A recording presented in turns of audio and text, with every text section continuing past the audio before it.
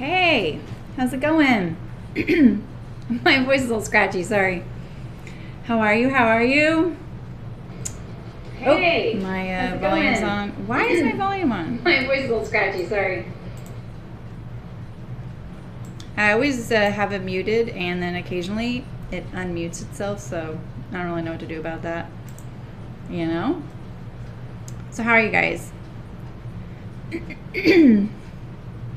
So, I made 2 muslins yesterday, and I kind of made a funny mistake on the first one. So the first mistake I made was, I don't know why I did this. Gina, hi! Is your baby napping? you kind of you missed all the like crazy fit things I did yesterday, but hi Laura, how's it going? Good, good, good. Ooh, I love the color of your name today. I know you probably have no control over that, but it's like this really great coral color for me. So, so I made this. It wasn't. I feel like it was a mistake, but it really was exactly what I wanted. But then when I thought about it later, I'm like, is that what you wanted? So, Sherry, hi Stephanie. Yeah, I know I am a little busy. It's so weird that I'm busy, but I have time to play video games at night. Because I'm not busy then. It's like wish you could shuffle your time around a little bit. So the thing I did was when I add to the cap, so the thing I like to do, I should back up. I never talked about this yesterday. Hi, Jan. Maybe I should wait and say hi to everybody. I also, if anyone finds this video, future you, yesterday's stream crashed and then started all by itself again. I just kept happily going along, and everyone's like, wait, where'd you go? For like a minute. So I linked the part 2 from the first one. So if you are coming here from that video and you're like, this is not carrying on from where that abruptly stopped, if you look in the description of that video, which is the adjusting the fit one, it will have a link in there. I fixed it. Hi, Ray. Yeah, no worries. All right, so let me go over what I did yesterday. So I did a ton of fit adjustments on the Archer, not because it's not a good pattern, but I really wanted a modified version of it that's fitted, a little more feminine, for lack of a better word, like something, not even feminine, just something fitted. I just wanted something more fitted, right? Hi, Lindsay, welcome. Those smiley faces on YouTube are so funny. They look like gumdrops. And then it makes me want a gumdrop, which are really never really that good, So we took my Archer button up. If you're not familiar with Archer, it's a button down, just classic Oxford shirt by Grainline Studio. I've made a lot of them. They're really great. And each one of those is a little different from the next, mainly because I keep making the mistake of using 1/4 inch seam allowances on the neck and collar, because that's how I was trained. And that pattern has 1/2 inch, and which is totally fine. I just make that mistake. Sometimes it doesn't fit that great up here. And I have them at varying lengths because I feel like a little shorter fits me better, because I'm kind of narrow up here, and then I'm pretty curvy that way. So I need a little more girth in the hips, and making them shorter kind of helps that because of the swoop in the hem, right? So, but what I did with mine was I actually put back princess lines in mine. I was just going to put back darts in mine because I have a lot of bagginess in the lower back of most of my things. And so I decided there was so much I wanted to take out, I made them princess seams, which are just seams basically that run along the dart lines, right? So we did a ton yesterday, and then I actually really delved into my sleeve fit. I brought the armhole much closer, because if you really want more mobility in your sleeve, you actually tighten up the armhole, which is really counter to kind of what you think needs to happen, because if it's tight, you're like, oh, I need to get it looser. But what you're trying to do is get the pivot point closer to where your arm is actually pivoting, right? So you need the sleeve to be much closer. But then the sleeve can feel a little like tight because it's so close fitting then. So you kind of have to tread carefully there, kind of give a little or give a lot and then dial it back. So that's kind of what I did. So I added a lot to my cap of my sleeve. because I really brought back the seam right here of the shoulder line right here. So I brought that in. I kind of have broad, straight shoulders, not super broad. I was never a swimmer, that kind of broad shouldered, but my shoulders are very straight, and you know, I really definitely fill out the shoulders in most things. So the Archer is a little bit dropped. It's not a true dropped shoulder. It's a more gentle dropped shoulder pattern. And so I just brought up the armhole, right? So by doing that, because I had to take off here, I had to fill in the sleeve, right? Bring the cap to that. I couldn't just use the original sleeve. I could have, but it would have created something else. So I was just kind of trying to prevent that. So I did that. And then I also took away from my armhole here, right? I actually brought up my armhole. I didn't take it away. I actually brought up my armhole. But I took away from the armhole right here on the sleeve. And I did that to counter something else, but I shouldn't have. I actually should have filled that in. I know this really, really well, because the kind of thing I like to do classically on my sleeves is what's called a lift. And I haven't run into a whole lot of people that use these or know what they're called. But basically you're taking your sleeve pattern, and it looks really weird. So here's your, can you see that? You can't see that.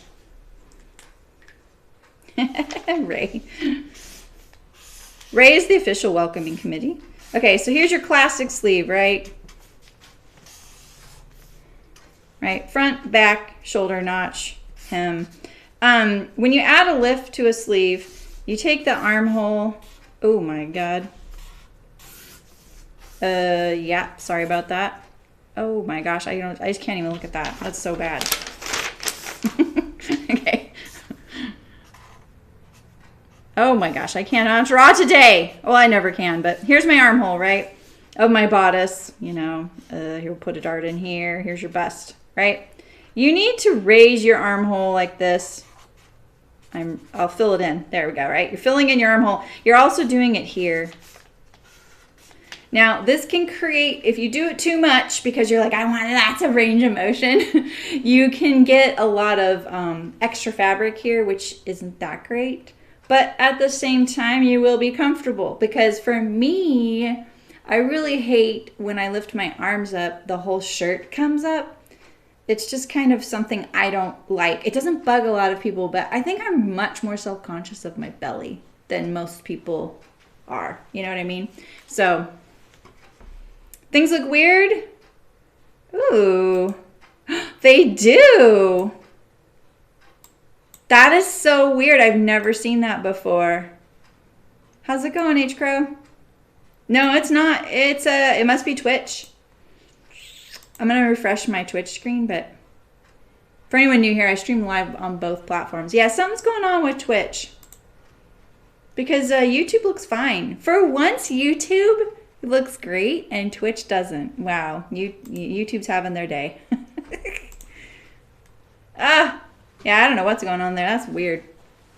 So anywho, so you can add all this, right? So you added all this to your sleeve, underarm, right? And then you've added it to the underarm of your garment. And you can get like some, you know, like some extra fabric there. You might just be like, it's fine. In some fabrics, it's better than others, right? So, no, I didn't, Ray. I stopped working on it. Yeah, exactly, H Crow. Exactly, you get to see the comments. I don't know if Brian's over there suffering through it. He might be. Ooh, I don't know what's going on. Maybe it's fine for Bryant. So you can kind of find that happy medium, and I always recommend doing a muslin just in case you're trying to do this. But I have a few shirts that I've put the lift in and I really love. Hi, Bryant. You came over. Yay, Brian's here. Everybody's on YouTube.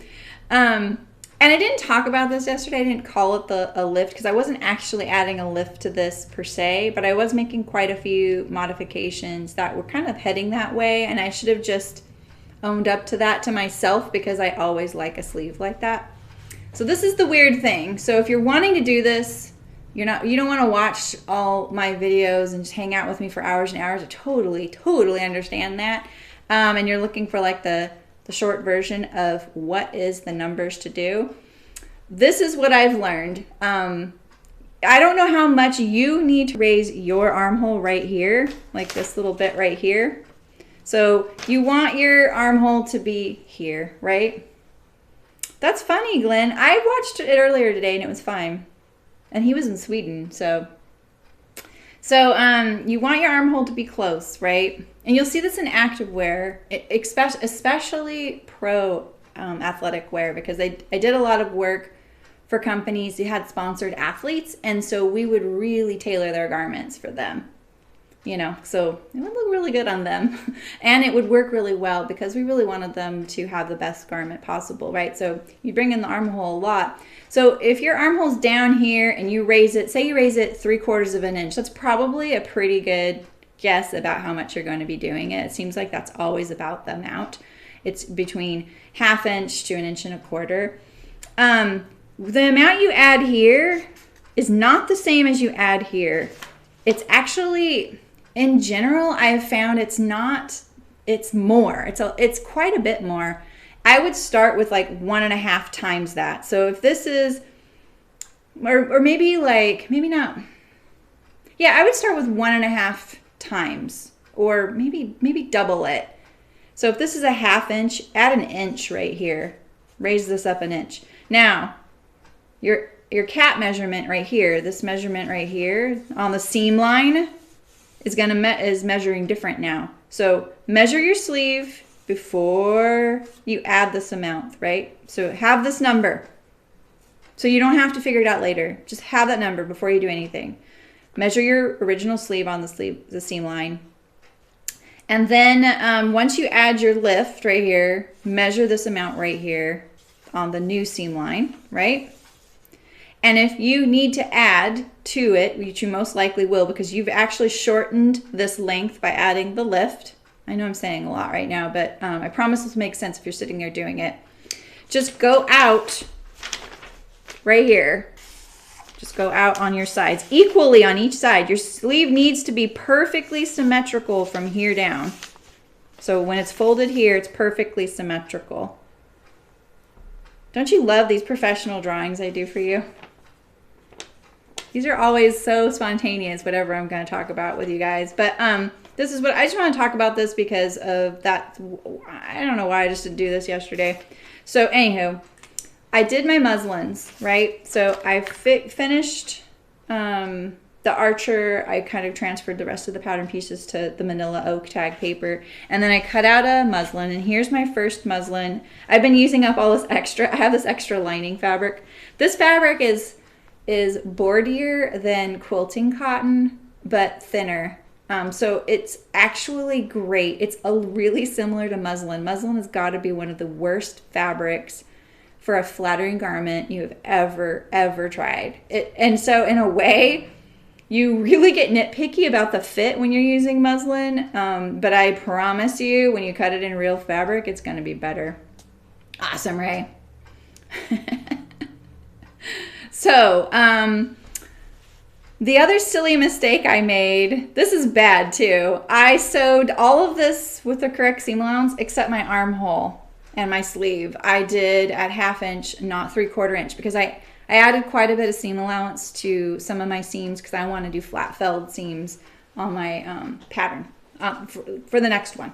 I'm really getting into flat felled seams. I really love French seams, and I'm getting into flat felled. So that made my sleeve not fit well at all. I couldn't even ease it all in, and I was like, I'm just being sloppy about this anyway. And so it was still a good enough thing because I did not realize that I had done that until I made my second muslin, and I was going around the armhole, and I was like, oh yeah, I did not use the correct seam allowance on that first one, so I can't believe it. Hi, Sherry. I don't use anything. Sorry. I'm kind of like that though, Sherry. Like I feel like if you want to use something, you can use like the clear elastic is really great, and you can just zigzag it right onto your shoulder seam. But I typically don't. I don't really have that problem. But I don't sew a ton of knits. I love sewing knits. I just haven't sewn many lately. But Sherry, I would just recommend using like the clear, that clear swimming elastic. I want to call it swimming elastic for some reason. It's probably not, but Yeah, I would do that. That'll help. Just zigzag it onto the seam allowance, and it should be good. So, yeah, okay, good. Ray's backing me up here. Anyway, so this is what I learned with this muslin. I kind of beat the heck out of this shirt yesterday. Oh, you didn't, stay tape, you didn't like it. Yeah, the stay tape might look wiggly, right? It ruffles because it's not stretchy. You mean like twill tape? Yeah, I know. I want to tell people on Twitch. I don't know if anyone's over there. Oh, it's totally dead. Like the stream died over there. Weird. Oh, maybe not. I don't know what's going on with the Twitch. The old Twitch. Oops. Sorry, guys. Something's going on with that. So, the first thing I noticed was, okay, so we put in these I put in these really significant princess seams right here on the back of my Archer. And I actually took this sleeve off today and re-sewed it in there with the proper seam allowance. It went way better. It fit a little better too. But I found that this was still a little too much. There was a little too much fabric up here because I brought it in, and I think because of making the garment fit so well, I really didn't need as much as I had planned. Oh, there you go. Iron-on interfacing, that would be great. You can use, yeah, the knit iron-on interfacing would be good. As long as it's and you know what? I saw this tip on Angela Wolf's video for doing a invisible zipper. She pinking shears the edges of some interfacings that are sheer, or for interfacing going to a sheer fabric, so that it blends in, so you don't see that ridge. So if you iron it on, maybe pink the edge of the interfacing and then iron it on. So that might help if you're doing it to the fabric. It's gonna show. So I ended up having to add a dart. So where I'm getting is I had a lot of fabric right here, kind of poking out right there. So it was kind of forcing the issue of like the full bust adjustment type of thing. And so I added a dart to my Archer on the front. So that's, you know, that was an unforeseen consequence. For the most part though, it fit pretty good. The other thing I found was because it was fitting so well, I was getting some buckling right here. Across right here, it was sitting between the armhole and the yoke seam, and it was really up at the top. So that's what I did. I got rid of, let's see, where's my little list? I added a dart. I added 3 inches to the hip because one thing I did not do on my all my modifications yesterday to the Archer. I forgot to add to the hip girth. And I didn't write it down. I kind of felt like I wanted to see where it was going before I did that, so I did that today. I removed a 1/2 inch right here, just kind of shaped it. So this is a very gentle curve now when these are seamed together. I did not curve the yoke because I don't really need to. It's gentle enough, and I'm kind of looking to dart it. So if this is curved a little bit and the yoke is straight, it's kind of creating the amount I need right here and then giving me the dart on the edges there. Yeah, so I lowered the cap and then I raised the armhole on the sleeve. So I'm going to show you all these changes I did here. We can't see the change I made there, trimming off the top. So here's my back pieces. We'll just leave all those together. But here's my dart. So here you can see, maybe I can just cut this off for you guys so you can see it. Because I feel like this one is the one change. I taped my pattern pieces so well that it's almost impossible to get them apart again. I tape them front and back. I am not shy about tape. If you're doing pattern adjustments, do not be shy about the tape. Okay, so, oh boy. Maybe I should just do this as an example. Something else. I'll show you what I did. Because I think this is a really common issue in darts or in armholes that have like this little bagging out right here, you know, on the bodice, not the sleeve. Okay, so let's see, we're right here. I went to this notch, and then let's see. We'll just do this. Is that how I did it? Well, shoot, I'll just hand draw it. It's fine. I just want to give you an idea of what I did. Okay, so you have your whole bodice, right? I'll rotary knife this apart so it's faster.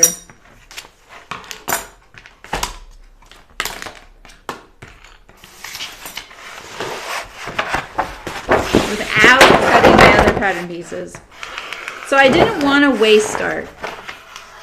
And you'd be kind of shocked to see how much, when you pivot out even just an inch in your armhole, how big of a dart it creates in the waist. And maybe you're like, I don't want that huge dart in the waist. I didn't. I wanted something far more subtle. I wanted to maintain the look of the shirt.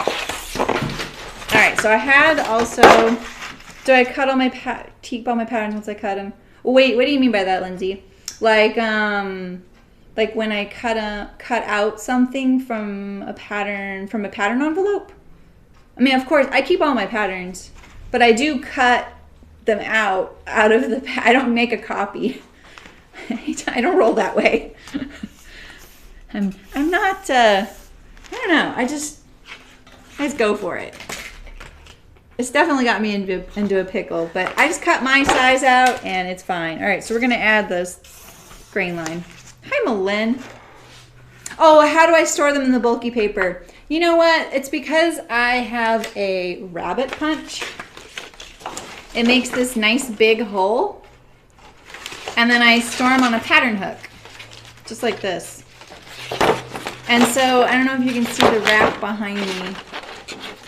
I have a clothing rack over there, and I just hang them on the clothing rack. I really like hanging my patterns up, but I do have a little filing cabinet with the ones that aren't on manila paper.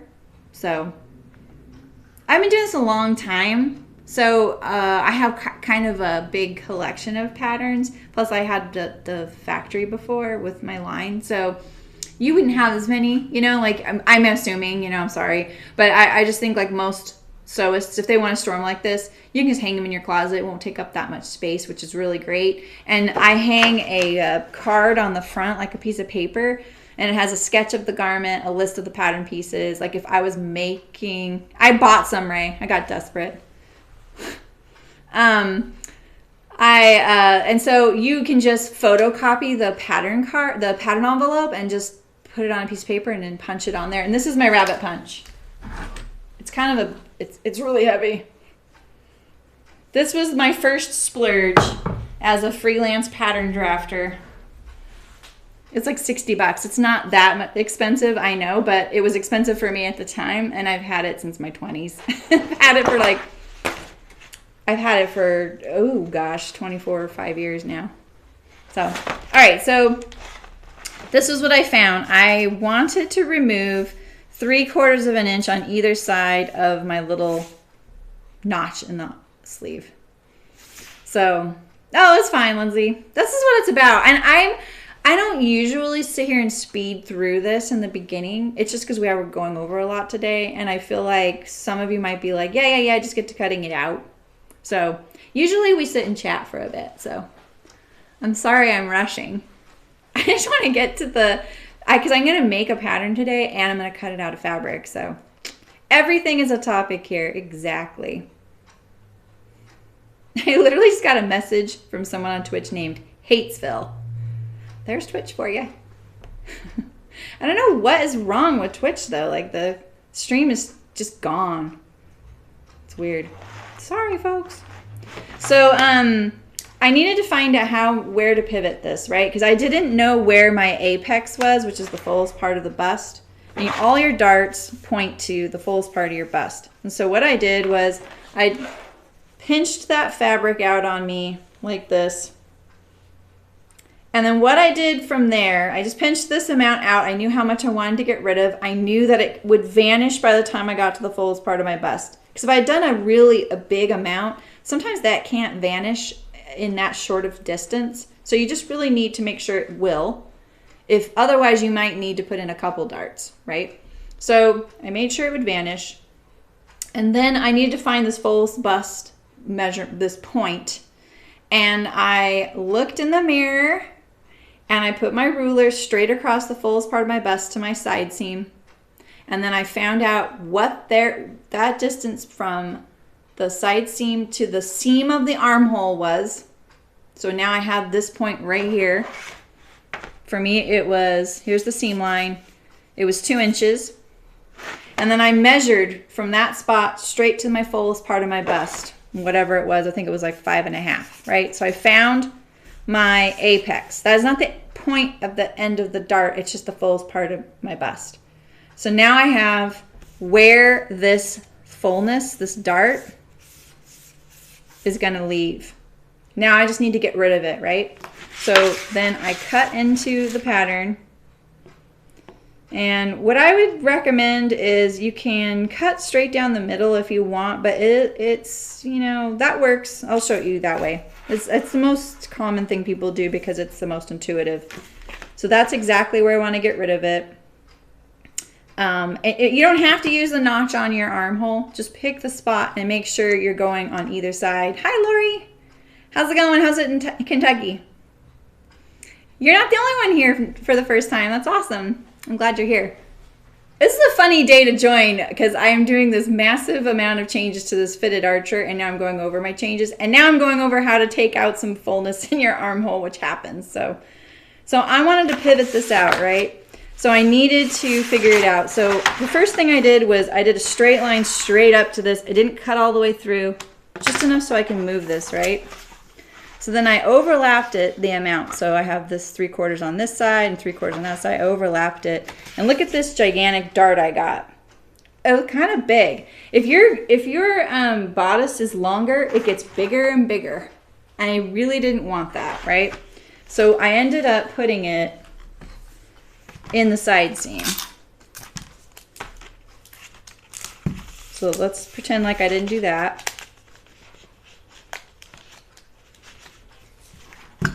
And so then I figured out, you know, usually you're going to go straight across to that point, you know.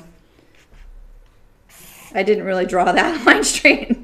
Oh, that was my seam allowance. But anywho, wherever this was in relation to where I was showing you earlier. Sorry, I'm a little out of scale here. So then I figured out this is where I was going to pivot it instead. And so when I closed this dart, it created a dart right here. A much more manageable size dart to deal with. This is basically how you do an FBA, by the way. So yeah, right. So next you need to figure out this dart. So the first thing you're gonna do is you're gonna back it off of the apex. So I'm gonna back mine off 1 inch off the apex. Like I say, you never want the end of your dart to be right here. It is unflattering. Okay? And so you want your dart to finish about 1 inch away from your fullest part of your bust. You guys have seen those pictures. You've seen those darts that end right there, right? So don't do that, okay? So back it off about 1 inch. And then this amount right here, find the middle of it. So it's about 1/8 of an inch. So here is my new vanishing point of my dart. The vanishing point is the end of the dart, right? So now you have your, okay, let's, we need some paper. We need some paper. I'm just gonna cut a piece off here. No, I'm not, that might be confusing. I'm doing this really, I didn't plan on doing this, so I'm just trying to go really quick. So let's cut off a piece of paper. So I want to show you how to get the shape of your dart. And I'm doing it in manila paper, so I can't fold my dart. But I'm going to show you how to do it. Oh, shoot. Gosh dang it.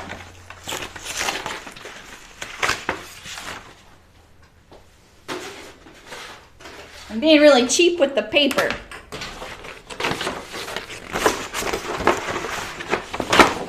No Madonna darts. Exactly. Yes, you guys know exactly what I'm talking about. There are a few rules in my opinion, but that's one of them. So, okay, so now we have our new vanishing point right here, right? Okay, so I'm gonna cut off a little bit of this paper. So I forgot to trace it off first.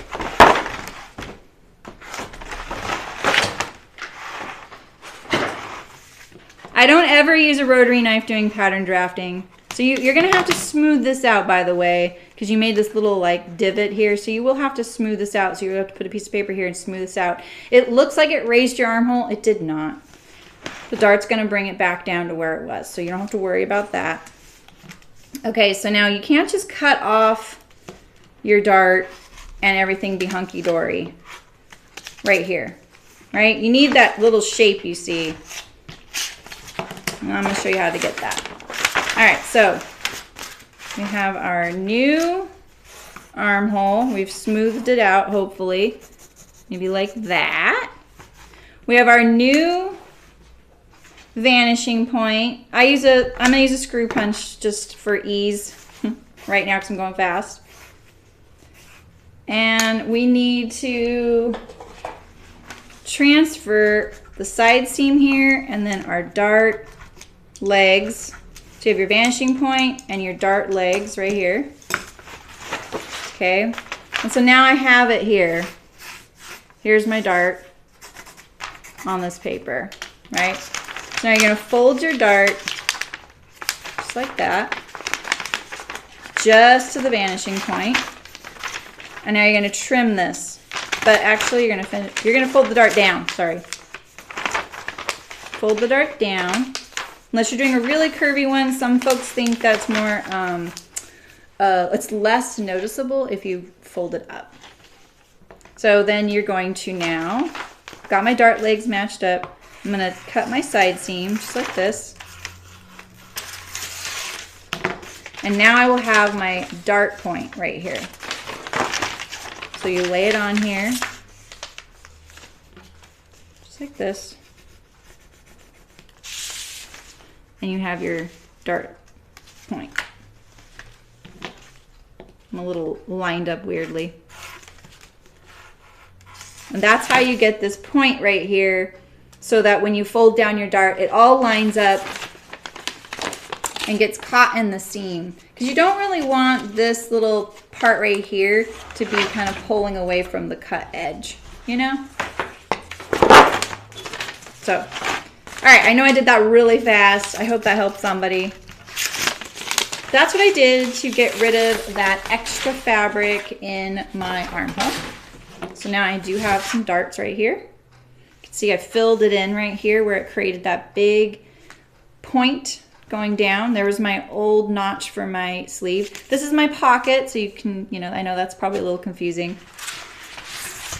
So I have my left front, my right front. One has the placket built in, one doesn't. Here's my sleeve. So I've raised my armhole a little bit here, trimmed a little off the cap, and then I had to go out right here, just like I was saying, in order to match my cap length that I've created. Well, I hope that was clear. I know I went really fast, but I feel like when it's in context, like when you actually need it, it makes sense, Yes, exactly, Lori.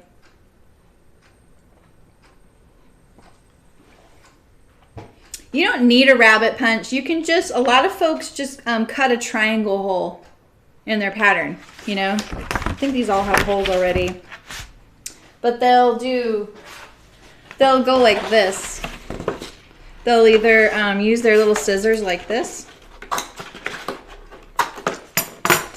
That works. You don't need a rabbit punch. The pattern hooks are really cheap. I used to buy them by the gross. And when I saw them on Waywack, I was like, they're still really very, very, very affordable. But I used to get them so much cheaper, you know. I was like, oh, okay. I'm kind of new to them.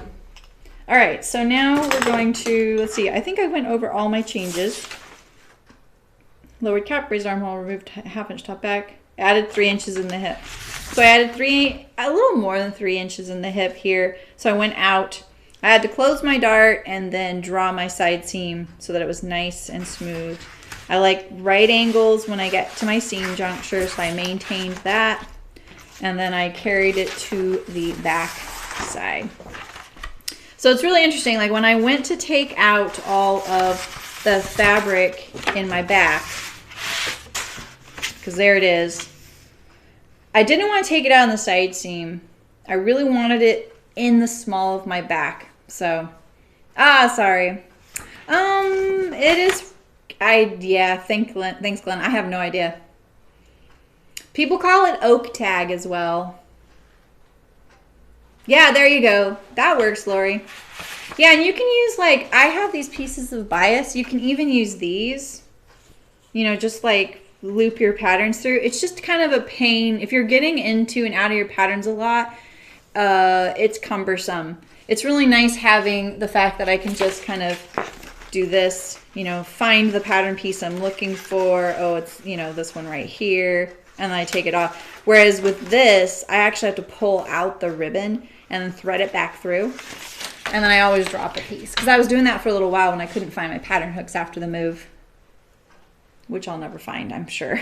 I have a feeling I just, like, probably put them with a bunch of fabric I was giving away for some reason. I don't know.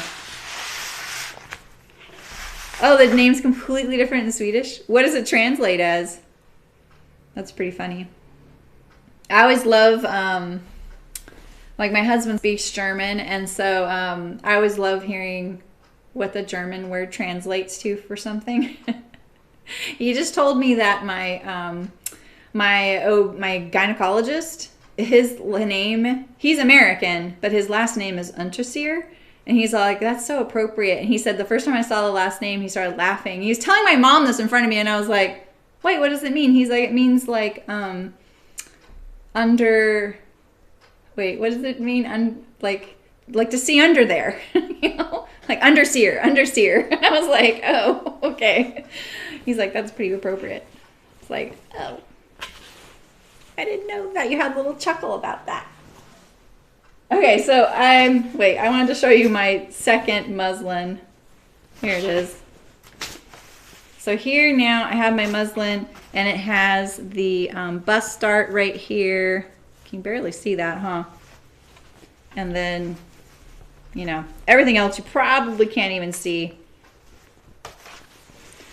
I took some pictures, and then I decided to do something with the pattern instead of making you a nice little collage and showing you, because I know you believe me. So, right? So here we are. We are now finally going to make my fitted archer into this, where I'm going to add a couple. This is just going to be a cozy overshirt. It's not a jacket. It's just that shirt you wear over another shirt. Which means, oh, cardboard. Oh, okay. So for the paper, it's different. Okay. That's funny. I thought you meant for the pattern hook. And then I'm going to put these little hand pockets, and I've been waffling over making this reversible or not. I'm going to put my dart in there. I got rid of the back pleat. And I'm kind of back on the idea of making it reversible, kind of. I know you do, Ray. You have drank the Kool-Aid. Okay, so we're going to transfer these. Oh, you also get, I just realized when I picked up my rabbit punch, I had all these. You get good confetti, you know.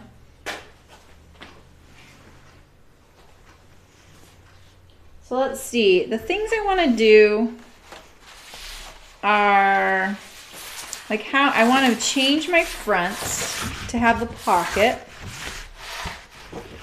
And I added seam allowance for this fitted archer to be sewn with flat felled seams. But I think because I'm lining it, I won't have to do that. But I have the option if I want. So what I'm thinking I'm going to do is sew it at the 1/2 inch seam allowance, which is going to give an extra bit in certain areas. Probably not on the sleeve. I'll leave the sleeve so that I can wear it over something. It just gives a little bit of extra room. So I'll probably do that on like the side seams and the back seam, except up at the yoke. I'll have to be careful about that. Let me think about that for a second. So the things I'm thinking about with making it reversible are I could make a seam right here. The front's the same on the inside and the outside.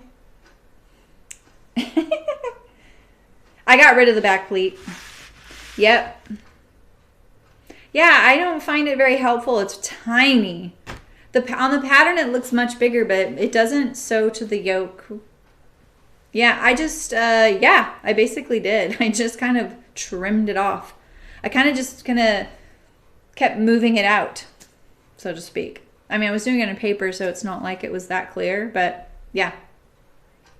I just kind of left it out. I mean, when you do it on a half of a pattern, you know, the half of a back, it's not much pleat left. And my pleat, like I said, see, look how tiny it is. I don't know why, every time I cut and sew this pleat, it's really tiny. Look at that. There's hardly anything there. So I really just found it kind of a nuisance to iron. Ow, I just poked myself really good. You know? And I feel like the pleat accentuated the bagginess in the small of the back.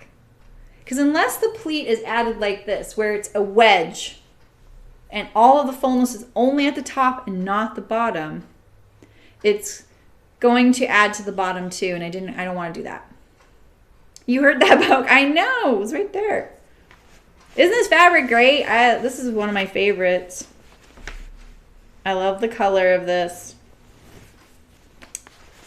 Yeah, so you know what's interesting is the hem on this.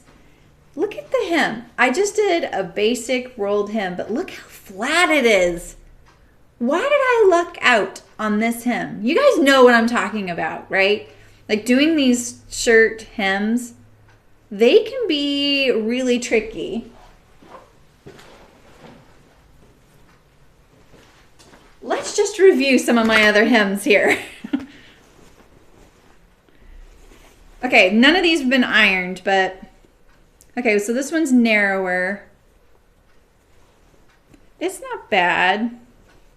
This is, see, but I know if this was ironed right here, it's gonna flip up like that. Maybe it's because my stitching isn't all the way to the edge. Let's look at the next one. I didn't iron all these, I only ironed the yellow one. I mean, they're not bad. What about this one? This one's got this little dot is actually woven into the fabric. Does something funky with the camera too. So this one's a little thicker. Yeah, it's a little trying right there. I mean, maybe these are all okay. Better than I think. You guys know what I'm talking about though, right? This hem, I don't know why, it just is really pleasing to me. It's a little wider and it's flat, and I rarely even need to iron it. Why? I'm really fascinated by this thinking right now, because I don't know if you saw my back and forth with one of you on Instagram about, or maybe it was someone else, about hems on napkins. Yeah, exactly, Ray. Yeah. Yeah, so hems on napkins, like if you hand make, I like cloth napkins, that's what we use at home. But I don't want to iron napkins out of the laundry. I just don't want to do that. And so they're all rumpled except for one set that someone else sewed that was a beginning sewist. Of all things, hers turned out they never, ever crumple. She overlocked the edge, turned it once, and top stitched it. I actually thought it was a rolled hem until I was examining it the other day out of the laundry. And so my whole thing is like, was that the magic thing? Is that it's not rolled twice? Or is it the content of that fabric? Hi, Raquel. How's it going?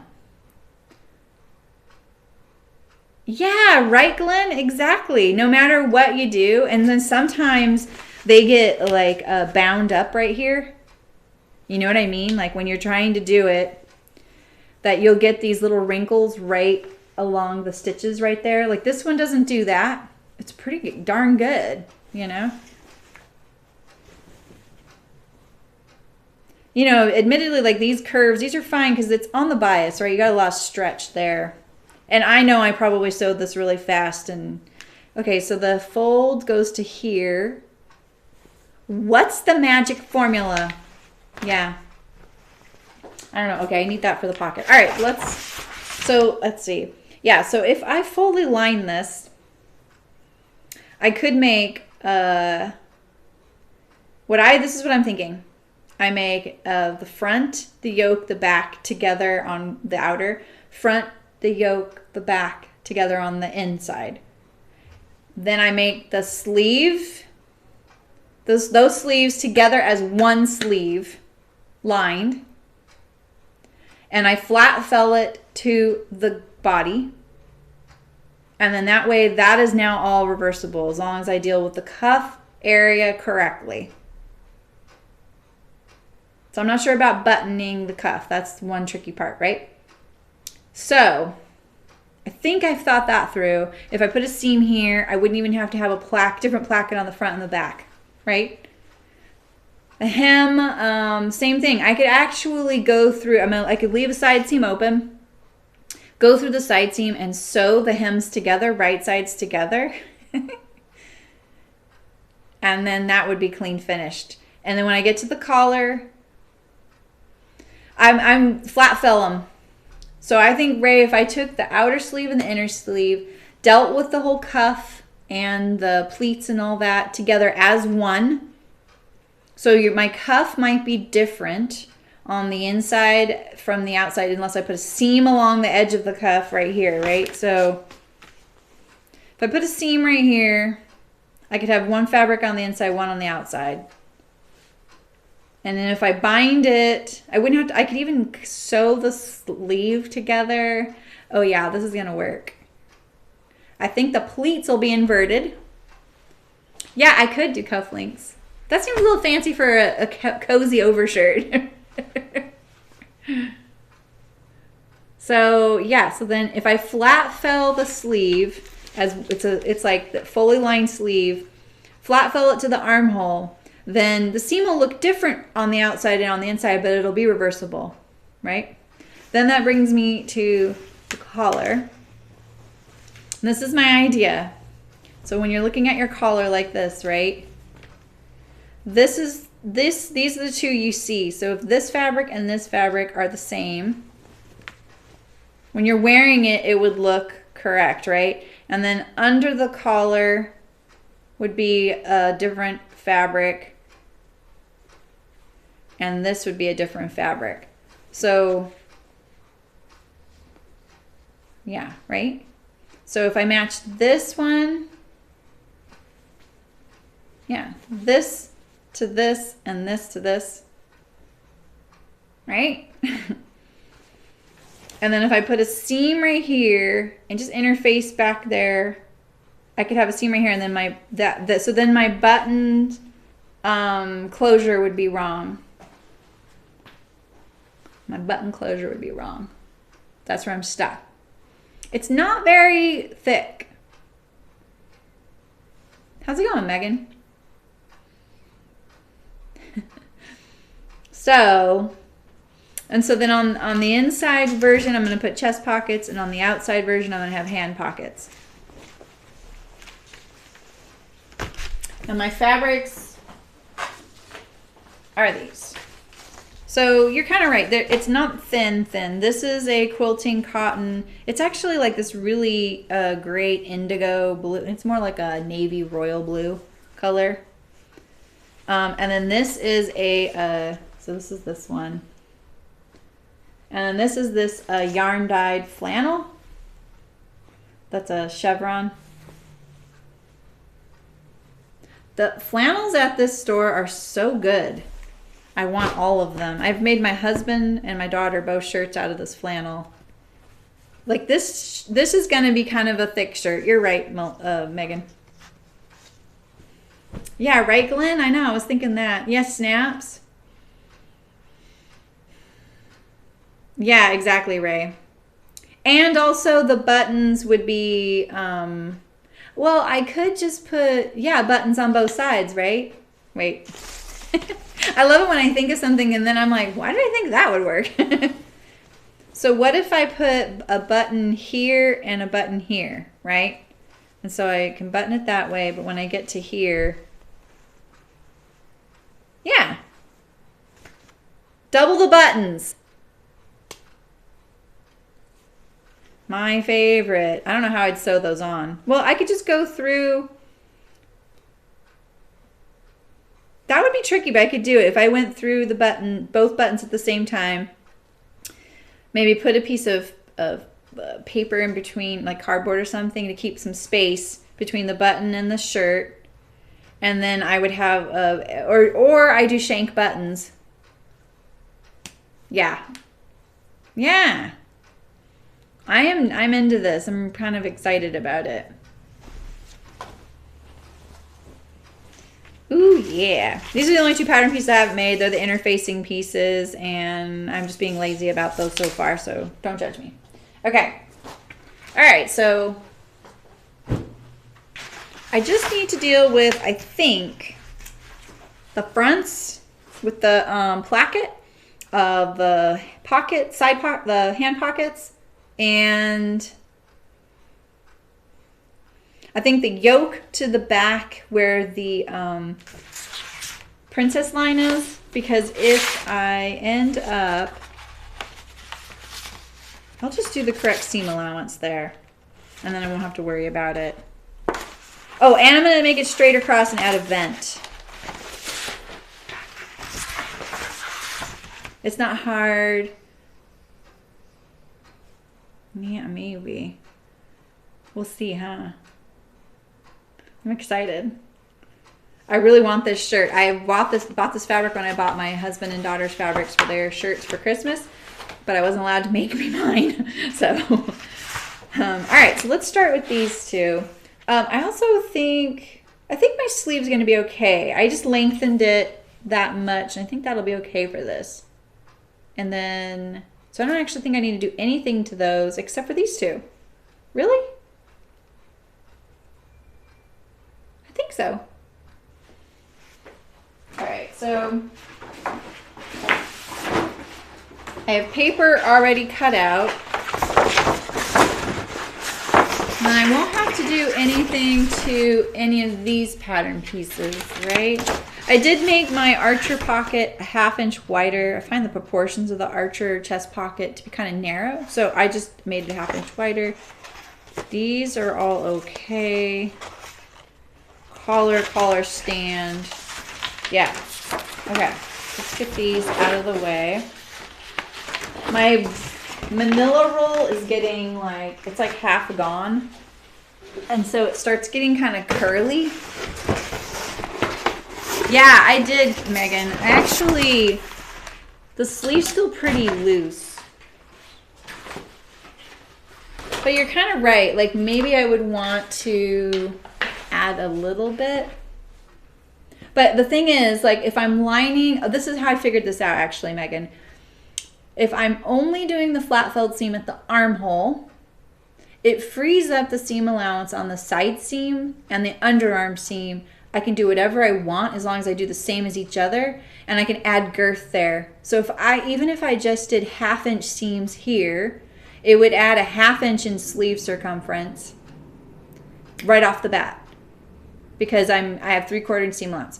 If I do the same here, then I've added 1 inch in circumference. There's not much to flex there. I only have muscles from making project bags. Okay, so these are basically, I mean, it's my front. I'm only going to need one front because it's going to be symmetrical. And we're not going to use this one, we're going to use this one. All right.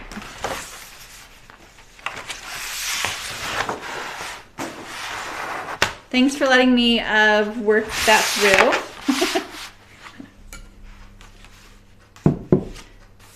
Okay. So I'm going to just trace off my pattern piece here.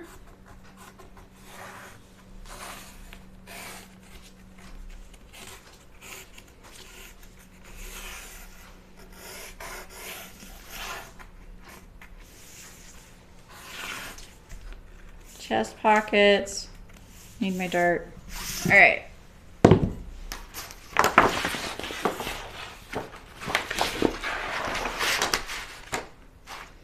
So I don't usually use a Sharpie for pattern drafting, but I try to so you guys can see what I'm doing.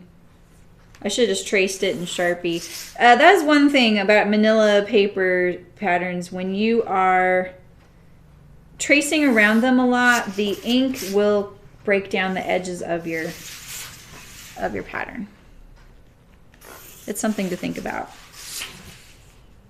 But if you're not making like hundreds, it's fine. Even with double fabric, maybe, I think it'll be fine.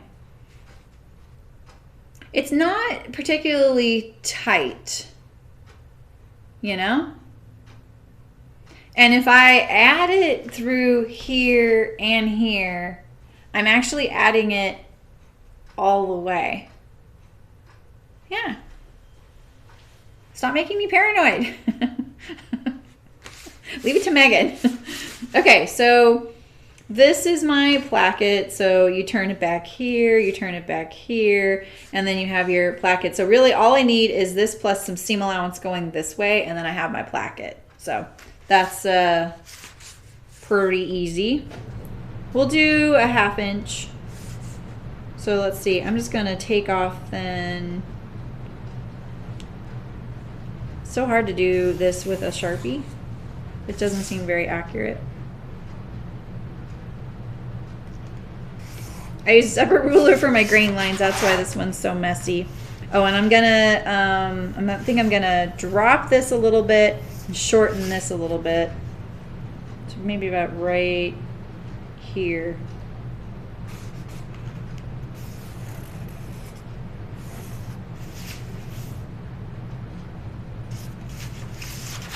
I know it looks A-line, but it's not. I'm gonna kind of make it, I'm gonna get my right angle back here.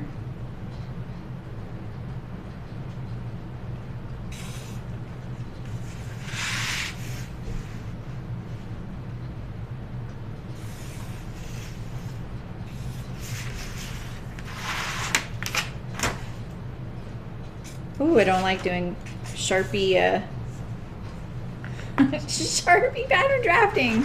I don't want to be sorry later. No, it's good to think about that. I'm glad you guys are helping me remember things. Okay. Yeah, especially in the sleeve, right, Megan? Because that's kind of the worst when you have something. I don't want it to go over sweaters, though. I just want it to go over like a t-shirt, right? It's just an overshirt. So I don't really need a ton. But yeah, because of the thickness of the fabric and wearing it over things, I do need to make like some ease in there. All right. So now let's talk about I don't want to accidentally cut on that line. I just don't want X's on my pattern because it'll look ugly later. All right, notice my chest pocket drills here, because I just transferred them from my paper pattern, aren't straight. So I'm going to straighten it right now. Like that. I always do a plus sign for drill holes, because sometimes when you if you actually drill a hole there, the hole gets bigger and bigger after you use it and stuff, and it kind of shifts around. So if you have that intersection, you can find it again later, just in case you want to retrace your pattern again someday. All right, so here is our shirt. So now for the hand pocket, this is one area also that could end up being bulky, because if I don't want the pocket, because what I'm doing is I'm adding a little kind of the peekaboo pocket right there, so you see the background of the fabric underneath. So if I don't want it to be the back side of whatever the lining is, I'll have to put a piece of fabric under there, even if it's a facing, even if it's just for the opening, you know. And I kind of want the chevron to be the outer, even though it's the cozy one. I want it close to me. Okay, so here's my pocket right here. It's on this side. Oh, I've lost so many pins. Okay, I have one pin left.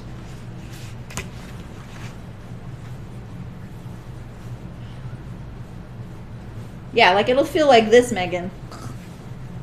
Right? Okay.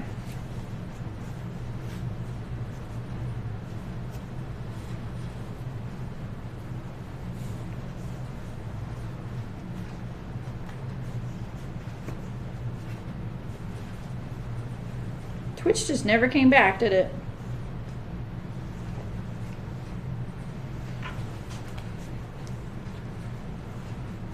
So it's good I'm probably dropping the side seam. It's not going to be the most, yes, but the chest pockets will be on the inside one, on one of the archers, and then the hand pockets are on the other.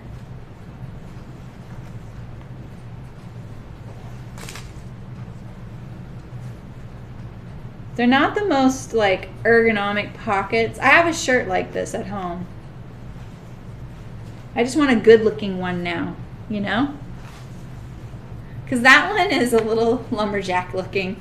Not that that's not good looking, but it's just a very distinctive like look. I don't want it to be so distinctive. I just want it to be a little more like I can go to the grocery store in it type of thing. And get my clean ruler. So let's see, this side seam right here measures, 12 3/8. And this one here measures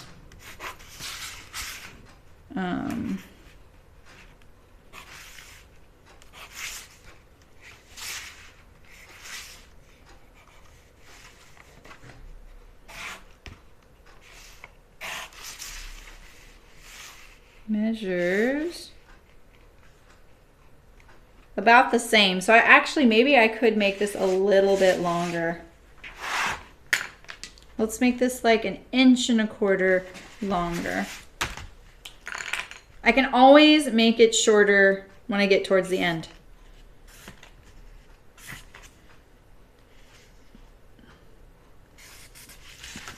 Right?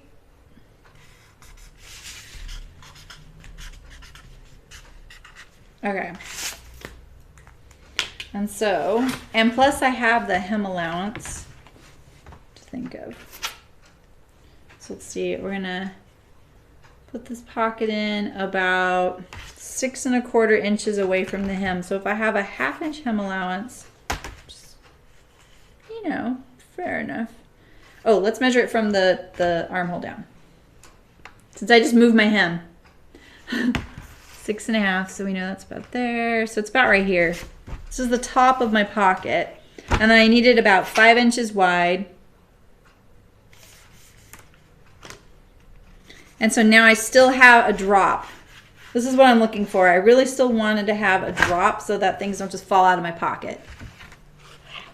All right, Lori. Bummer. Maybe something's going on today. All right, and so then we have it coming about, I'm gonna go about right here.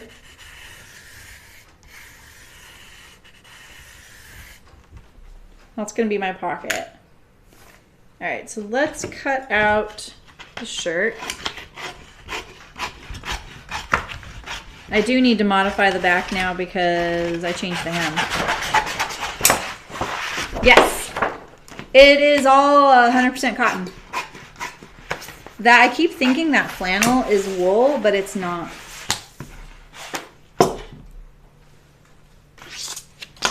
Yeah, and I already washed them. Ooh, I just kind of went in a little bit too much right there.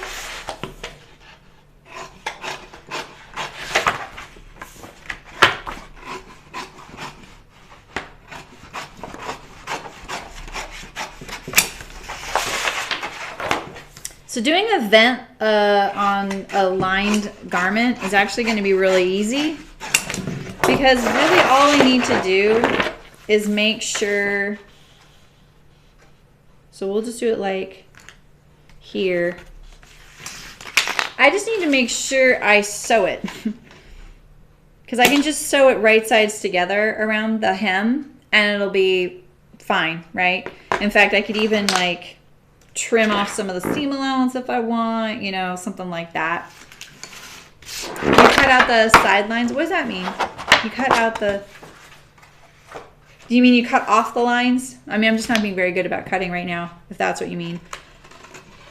Plus, they're Sharpie. So much easier to cut off pencil. Okay, so let's put my notches back so I don't lose those.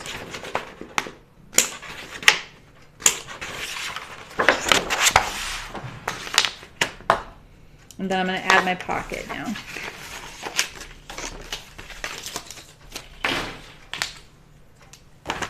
Pocket. Vent, dart, sleeve. And then this is now a seam over here. And so let's draw in the seam allowance to make sure I don't forget what I got going on here. It's really easy to forget this kind of thing and then wonder, why the heck did I make such a big shirt?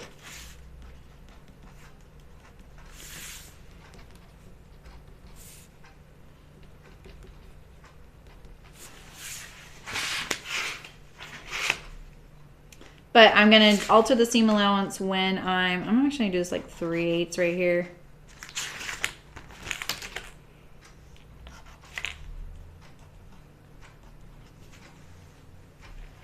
You know? Oh, you leave the lines. Why is that? I mean, if I've traced off the pattern just to give yourself a little extra, you could totally do that. Okay, so now I need to figure out my pocket right here, which is kind of getting into my vent. So maybe my vent's a little too high because that's kind of down here. Right? Nah, not really. I just need to make sure I trace this off for my pocket. My under pocket.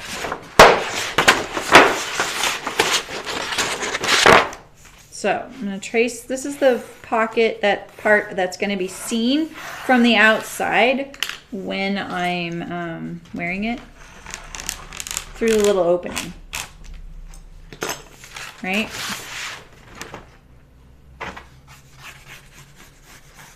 Like this.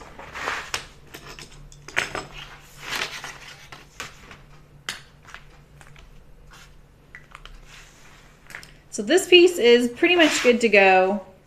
That's all I really needed. I just needed the behind the pocket. And then this is going to have the little cutout right here where my hand goes. I made this kind of thing for my daughter. And it took so much brain power because what I did was I took, I made her an archer with this flannel on the outside, but just for the body, the front, back, and the fronts and the back, and the not even the yoke, I used a cotton Sherpa, which is kind of an oxymoron, you know, because Sherpa's usually like cheap fleece, but I found a cotton washable version. You know, I want them vents, Megan, because it just makes it looser around the bottom, you know? If I'm going to lose the curve, I kind of want the vent. That way it's always kind of released right there. I've just found they work really good because of my hips, you know? Okay, so this is my pocket, and I just totally lost my grain line.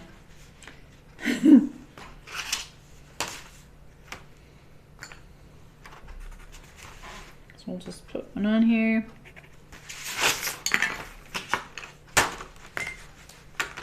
All right. Okay. So now I'm going to do my pocket opening. And I need, so if this is my seam allowance, but we're going to do about a 1/2 inch instead, maybe even just 3/8. This is what's going to show. I just need a little bit, kind of like that. I need to make sure that I didn't do it in relation to this edge. I have to do it in relation to the seam line. Otherwise, what'll happen is your curve will end up being like this shallow once it's sewn. You know what I mean? Hey, Beverly, how's it going? I do love vents too.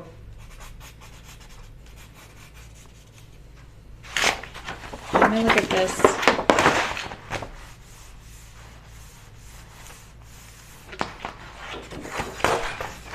All right, now off it goes. I need my seam allowance. I need seam allowance, which I'm going to do about 1/4 inch seam allowance.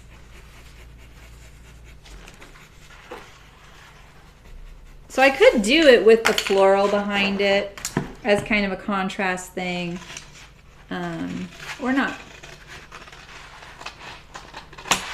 All right. So now I'll need to decide how I'm going to finish this edge, right? So I could, you know, obviously do a piece that matches the under pocket, but then I will end up having the lining of the shirt, the lining of the pocket facing, and the shirt, and it's 4 layers right here. And so I think that better would be just to do a facing right here. So you'll see stitching lines, which I'm fine with, and then that cuts down on the number of layers. I'm already adding this layer because I don't want to see the back of my lining here, right? So one of the things I could do to cut down even further is, instead of using this, I could make a facing that gets sewn to the lining of the shirt there. I actually think that's going to be too difficult because of clean finishing this whole thing.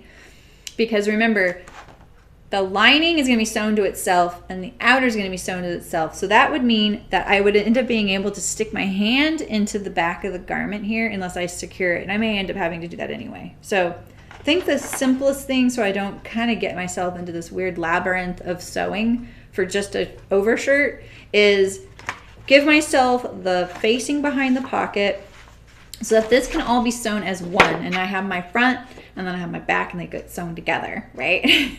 And then that way I'm clear, because this would be my side seam. It's all stitched down, and then I can't put my hand in there. So, and then I'll just put a facing here. I have to kind of talk out loud to figure things out. Sorry, guys.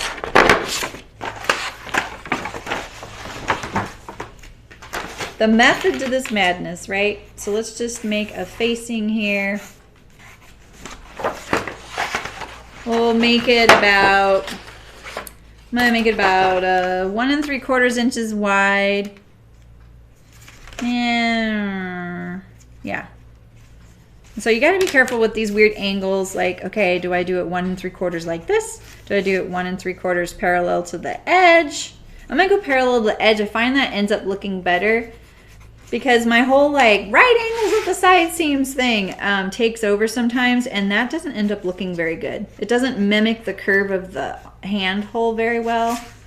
And so I'd rather it look the same rather than just like cut off right here and be a right angle, right? There's no reason. Yeah, I thought about that, Malin, but I don't know. I kind of want the look of the stone facing, you know? Right? Binding is the solution to everything, right, Malin?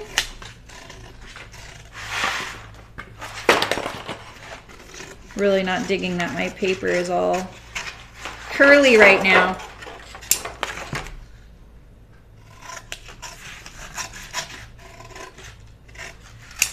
Oops. Okay.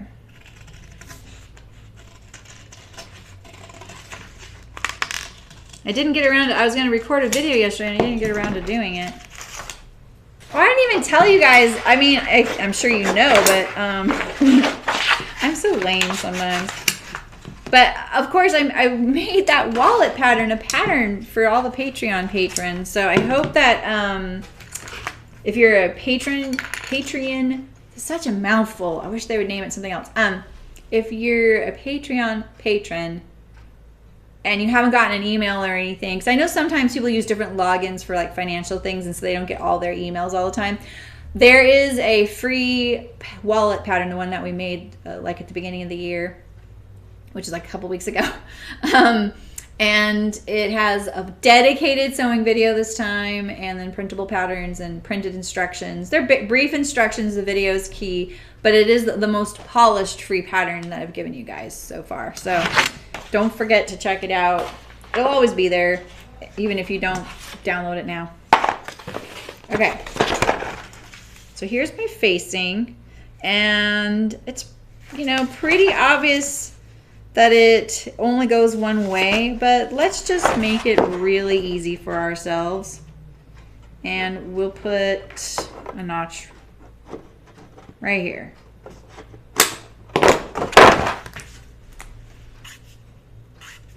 It actually should be this way, but that's okay. We're gonna cut two. And then I want this grain line to be the same, even though it's not showing. I still want to do the same. So we'll do like this.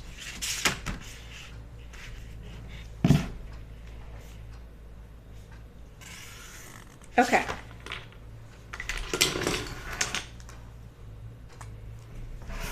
Yeah, right, Malin? I was thinking that too, because you know how binding, it kind of, because it's such a curve there, the binding stretch would actually, I bet it would get a little bit saggy over time, you know, or a little stretched out. All right, so it looks like now we have our front. Archer, overshirt. Front two.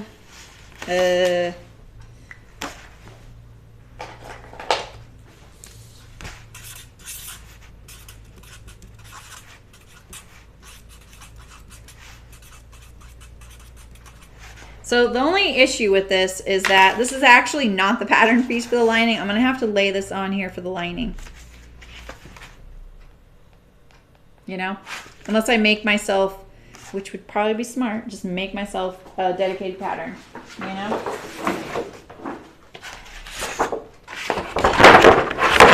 Like this. I'll just mark it up later so you guys don't have to wait. Let's just trace it in pencil.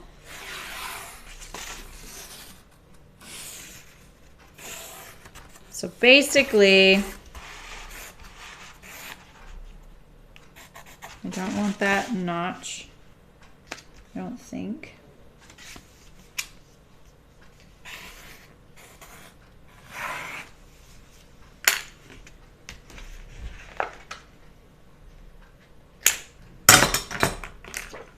Oops.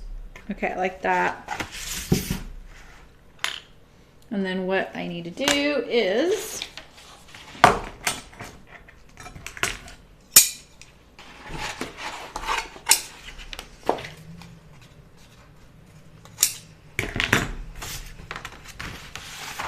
I didn't even do these drills yet. Okay, cool. Ha. Ha. great. I'm gonna cover up the markings, but I don't have my awl with me. It's over there. The pre-awl life. Okay.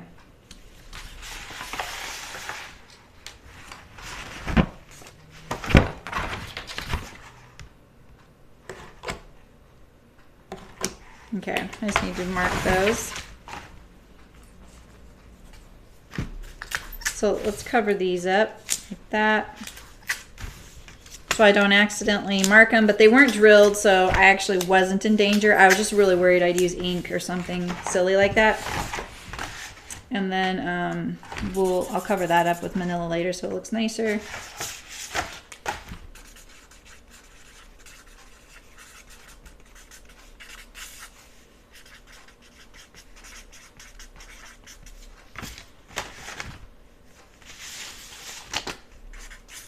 Okay, I would circle to cut him out. All right, we're getting there. So then we have our chest pockets here.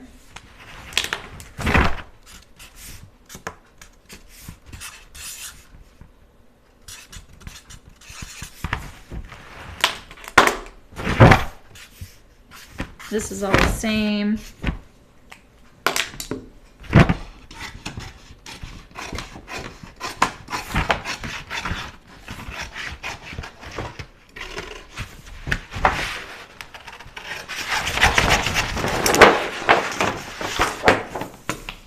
What are you guys making these days? I was already thinking I might try and figure out the legging thing for you, Megan.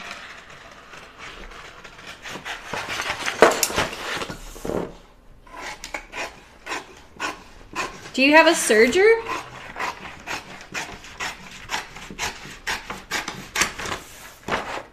I can't remember if you have a serger. And those Hudson pants are more than just leggings, aren't they? What happened here? And Malin, like with your maker jacket now, do you feel kind of like this big, like, hole?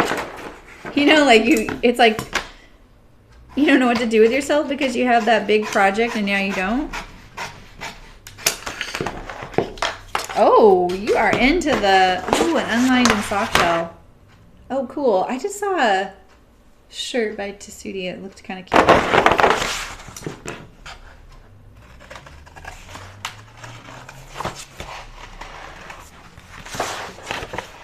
My husband's on his way to Germany right now. Well, yeah. He's closer to some of you than I will be. Oh, Spanx. Right? I've been seeing a couple people post pictures of dog sweaters again, and Beverly had sent me a great link to one.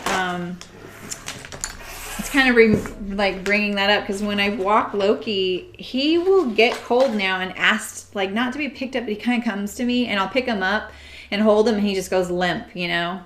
I think he's kind of cold. Yeah, that's great, Malin. Chipping away at it is the way to go, in my opinion. Okay, so we just need the back hem to match the front hem. And I think I'm ready to cut after that. So let's see here. We have a lot of pattern pieces. Let's see, it's great. I can just go to the ones I need. Take those two off.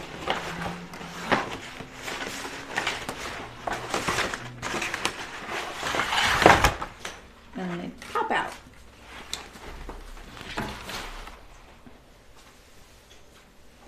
I'm gonna lose this facing. I know it.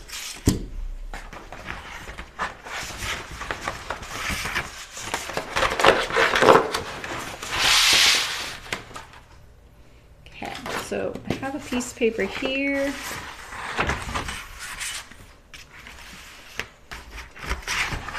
That will not work. I don't know what I was thinking. But I already have some paper cut just for these two pieces anyway. So we're set.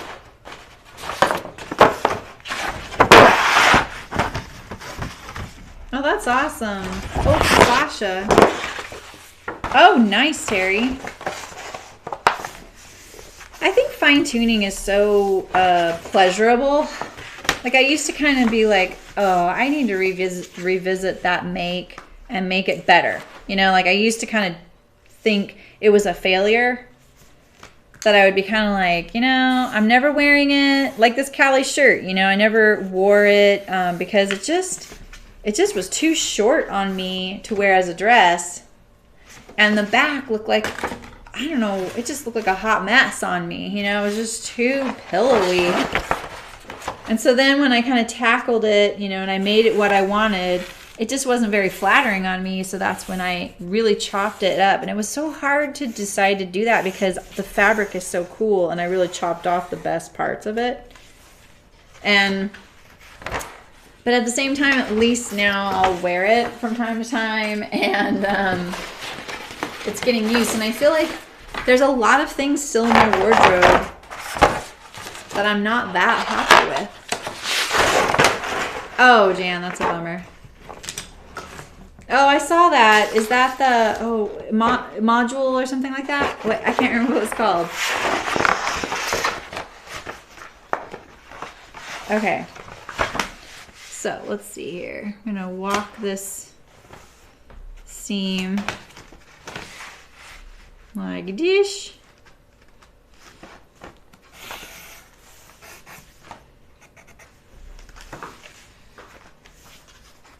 Sometimes the line will actually work all the way across.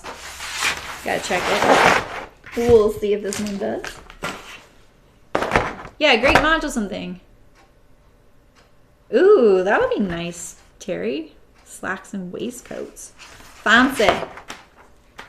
Okay, so this looks like I'm gonna take off about 7/8 of an inch off the back. Center back here. So if I do that, let's modify our back first, and then I'm going to shape the hem.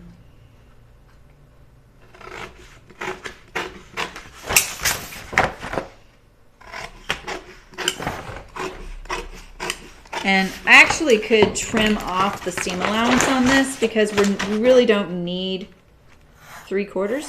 So I'm going to trim it off right now. Because it's just a side back seam going into the yoke. I'm not going to monkey around with this seam because I'd have to change the yoke.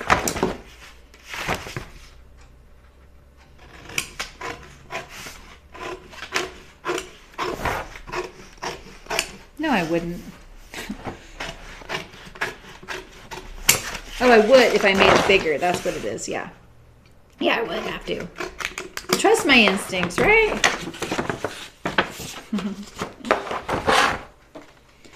Yeah, it's, let's see, Rachel. I can send it to you on Instagram. Oh, yeah, that's it, Mullen. Thank you. Yeah, people are really talking about it, too. Like a few people I'm following, so there's a few people doing it. All right, so I'm gonna... Did I just trim off a quarter or a half inch? I just trimmed off a half inch, didn't I? Dang it! All right, well, you know, so I only needed to trim off a 1/4 inch off the seam allowance, not a half inch. So I just made my seam allowance a 1/4 inch on the back. So what I could do is just not trim it off on the side back. It would just move my seams closer together. That's hilarious.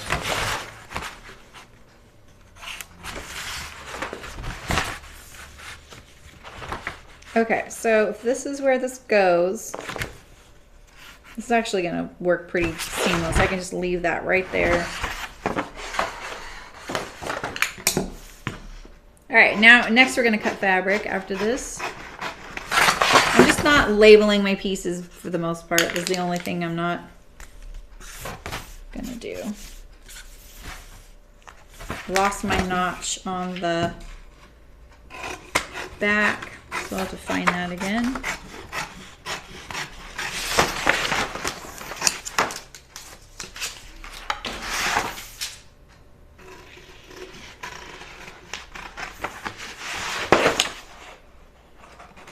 How is it, Jan? Is it good? Yeah, exactly, Malin. It's the random separates.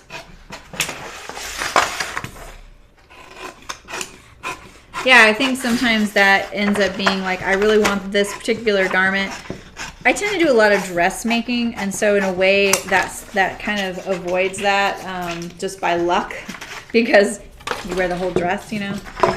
So, but this time of year, I could stand a lot more tops that I've made and that I like in my wardrobe.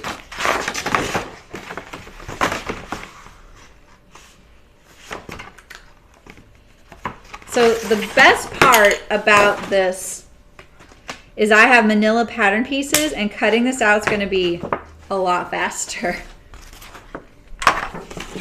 I think the thing I worry about with capsule wardrobes is that I'm making a whole wardrobe, and I don't want a whole wardrobe.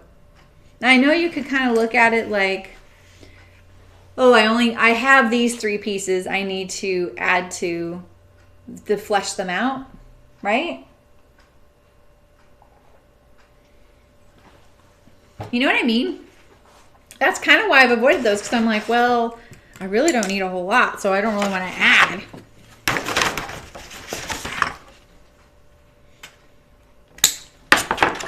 Alright, so I'm just doing this so I can see my notches, and now we're going to cut. Although we can use these out of lining as well. And those, and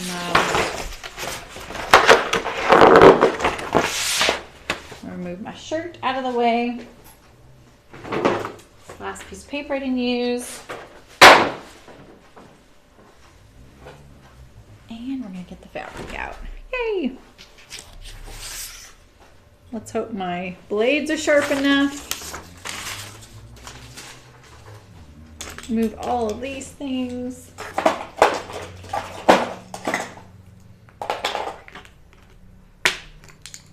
Actually, maybe I'll use the blue pen. It's nice and sharp.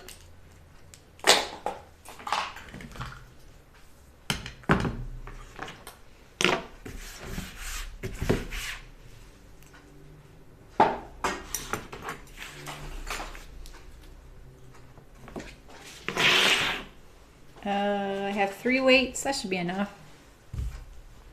All right.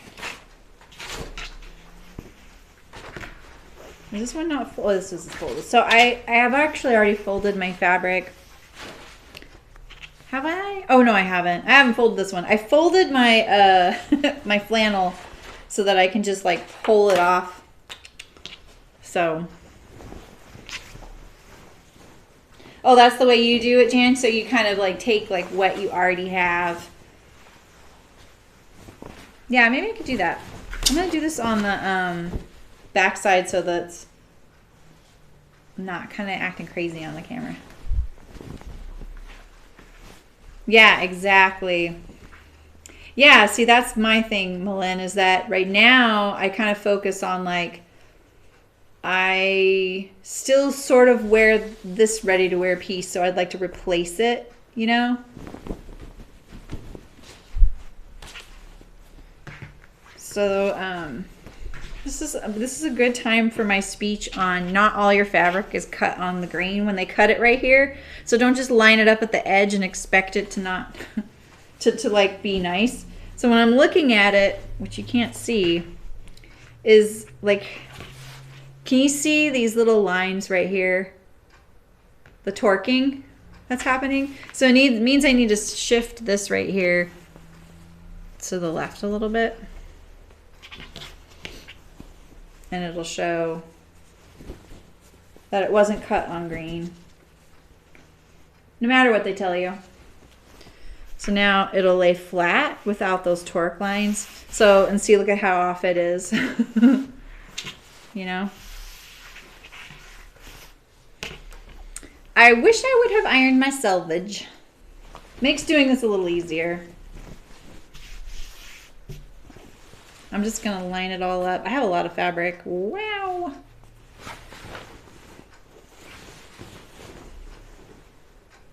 This is one way to use a lot of fabric. Like say you're like feeling guilty about your stash. If you use 2 of them together and line something, you use a lot more fabric. I'm not actually feeling guilty about my stash. I don't really have a big stash. I do have a few things I need to sew, and I feel more like, I don't really need that thing in my wardrobe, so I'm just kind of waiting. And see, when they cut off grain, I lose that much on either end. I know people hate hearing about this that work in fabric stores because they think I'm completely nuts for thinking they should cut on grain. But if you're a quilter, these inches are really big. And you would never see this much in like a half a yard piece. But if you saw an inch, if you lost an inch total on your on both, like a half inch on each side total, that really throws quilters off because sometimes they don't use, they use the whole piece, you know. Nancy! Yeah, you know, it makes a big difference. It's wasteful. And I know for them, they're just selling the yards that are on the bolt, you know, and it's not their fault that it gets put on the bolt or printed crooked. But at the same time, all you would have to do is trim off like 2 inches at an angle, maybe at the most, at the very beginning of it. And that's it. Oh, that's right, Beverly, you're away. Are you having a good time, though? Escaping the winter, right? Okay, so now I'm just going to accordion fold it best I can. It's so hard to do this on camera because I don't have much space.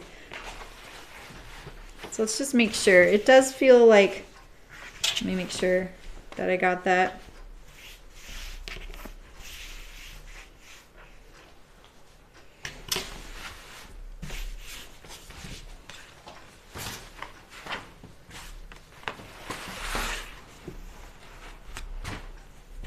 It's real to me. It's really a really funny argument. Like I never really talk about it.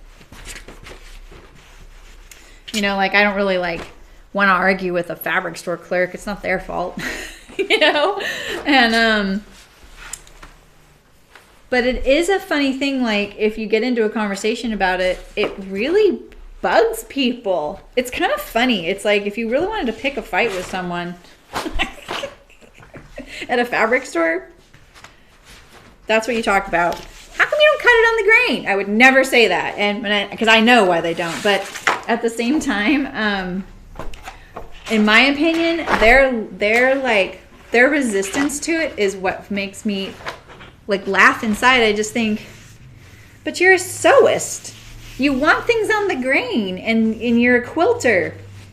Look at this. I lost, what is that, like almost 2 inches there and almost like 1.25 inches there. They could have just trimmed that off of the bolt, straightened it out right from the get-go, and forever and ever after that it would have been fine. Oh, golly-dokily. I'm losing my pattern pieces off the table because they're all curvy. So let's start trying to get rid of some of them. So for this one, I'm going to do the chest pockets, everything. I'm not going to do this. I mean, do I want contrast hand pockets? I kind of do, right? Yeah, I know, Nancy, exactly. So everybody is adding to their yardage purchase to accommodate that, which is really nice of us.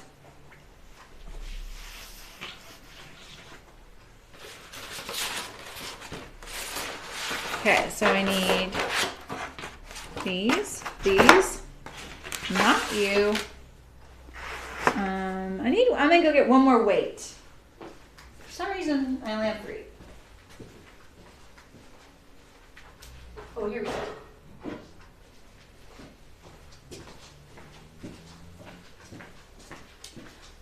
It's because we use this one as a hammer.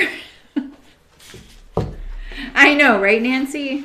But they don't. They just, like, the idea of cutting off the edge of the bolt to straighten it out is so frightening to them because they're losing that inch, you know, those whatever it is, you know, sometimes it's a ½ inch. So yeah, it can, Malin, but it helps. Like if you're making curtains or something, oh my God. All right, so let's try and let's get as much of this. I'm just gonna have to punch a hole. Sorry, guys.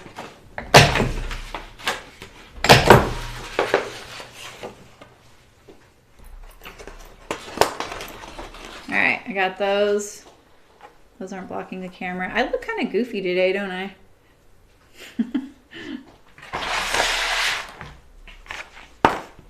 All right. Let's get as much of this off here as possible. I have a lot of fabric, so I'm probably not going to be as careful as I could be.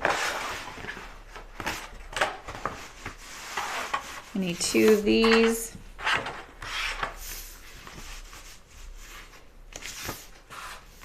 Ooh, I'm excited. I'm finally making my shirt.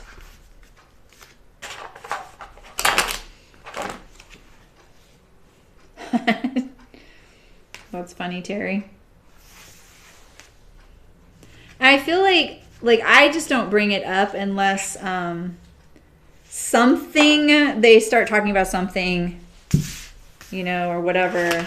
I never bring it up. I mean, I sometimes do, but it's really rare. I just don't go there, you know. But it's kind of amazing when I have to really explain it. And I'm like, well, yeah, you can't. There is a grain line. Oh, but you can't see it. I'm like, yeah, but you can see it on a lot of fabrics, and you can feel it. Like once you get good at it, you really feel it. And when I first started working at a fabric store that did it, I learned. Did I not? I thought I notched this. You saw me notch this. Right?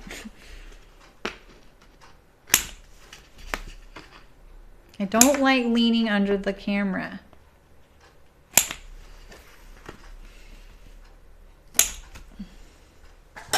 Okay. Tracing your patterns out in Sharpie it's not recommended. Just make sure you can cut off your ink. Right? Yeah, exactly. Or curtains. If you're making curtains and you're buying the fabric in the you're like, okay, if you're doing as simple as possible, and you're like, okay, if I get this amount, I won't even need to hem the sides. Like say you're just needing quick and dirty curtains because of whatever reason, you know, you need block out really quick, or you know, I've been there.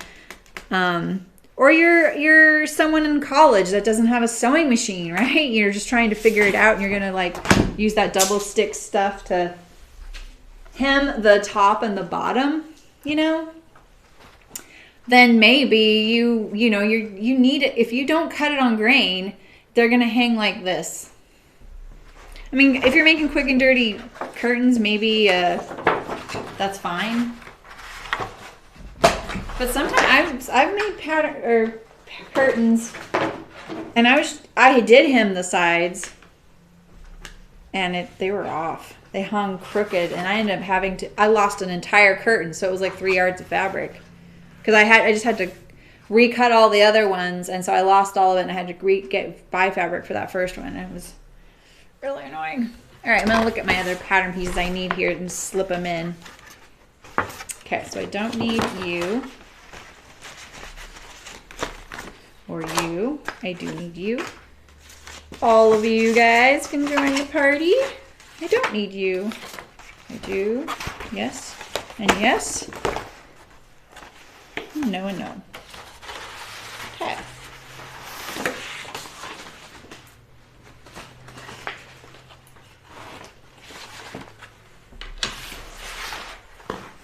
Okay, so these are too big to fit right here, obviously. My center back actually might fit here. Oh yeah, it will. Look at that. I have plenty of fabric here. What else could I put there? Maybe I want to put something else. I only need one collar stand, so this is going to be interesting. I won't have an under collar. you know? Oh, that's great, Nancy. That's so smart. You're so clever. I'm going to cut that piece off and just use it better. Let's see if my, let's not cut my shawl. Let's see if my blade is sharp enough.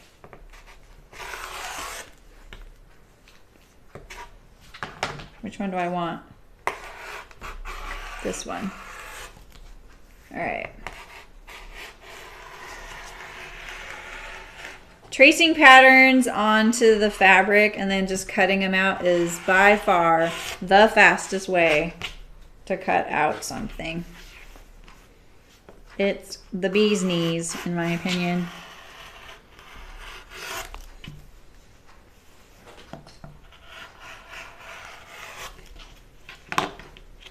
So I need my, oh, that's, I was like, what the heck? I forgot my dart.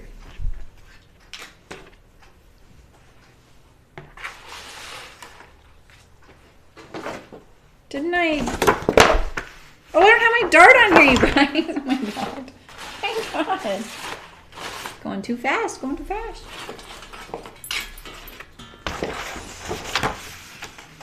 Oh, because it's still not punched.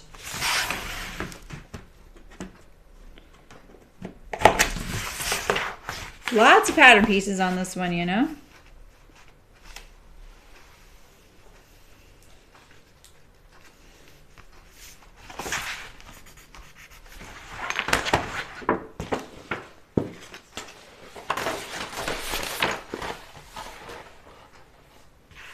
What do you mean, Rachel? What looks easier?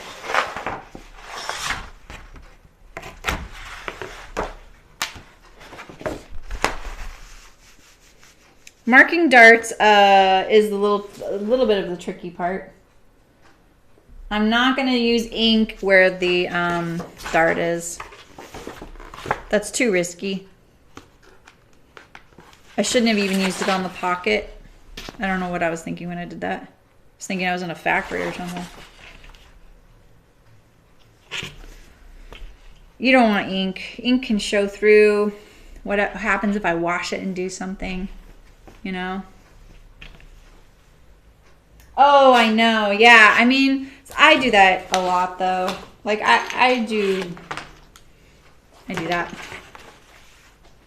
Yeah, and so that's the thing is like, that's the argument for tracing around and not cutting around your pattern pieces because you will eventually make mistakes, right?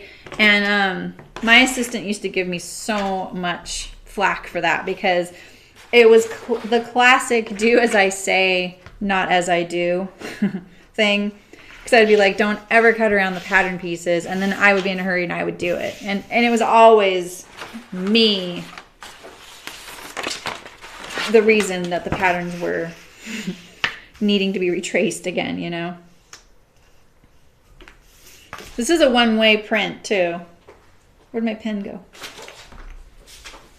I found it. What I like about this too is that you can just trace all your pattern pieces and then get rid of everything off the table and then just sit there and cut.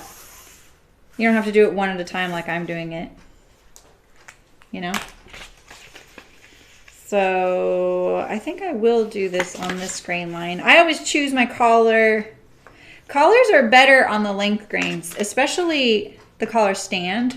I don't really know why folks do the do it on the straight grain, but I find them to be a little bit better the other way. So, hi Sydney, how's it going? Maybe I'll do my facings in this print so that it's less bulky, you know?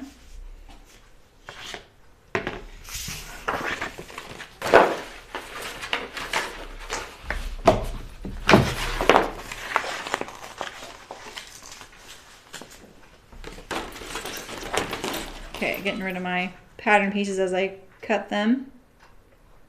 That is the lining, right? Yeah.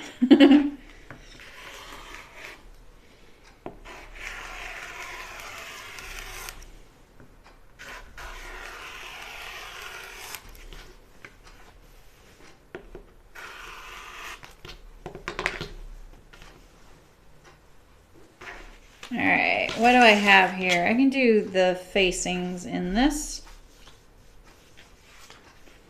Let's see if I can.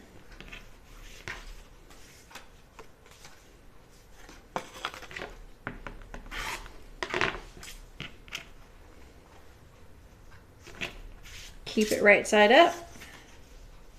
It's on the inside, not a big deal, but you know, it's a nice touch, right? We're putting a lot of work into it, why not? Oi. Oh, am I on there? Oh my gosh. Am I on there? Oh yeah, okay. Phew. It's going crazy. Oh no! I know what you mean. I actually was feeling like, I'm not in a slump per se, but I was definitely feeling something and I couldn't put my finger on it. And I didn't even want to get back to streaming because I was thinking, oh, that won't be good for streaming. The streaming with you guys helped so much. Like just yesterday, I was like, oh, okay, I feel a lot better. The routine is good for me. You know? I like streaming so much that I feel guilty about it. You know? Yeah, you can totally glue the pattern. A lot of people do that, Rachel. Yeah, absolutely.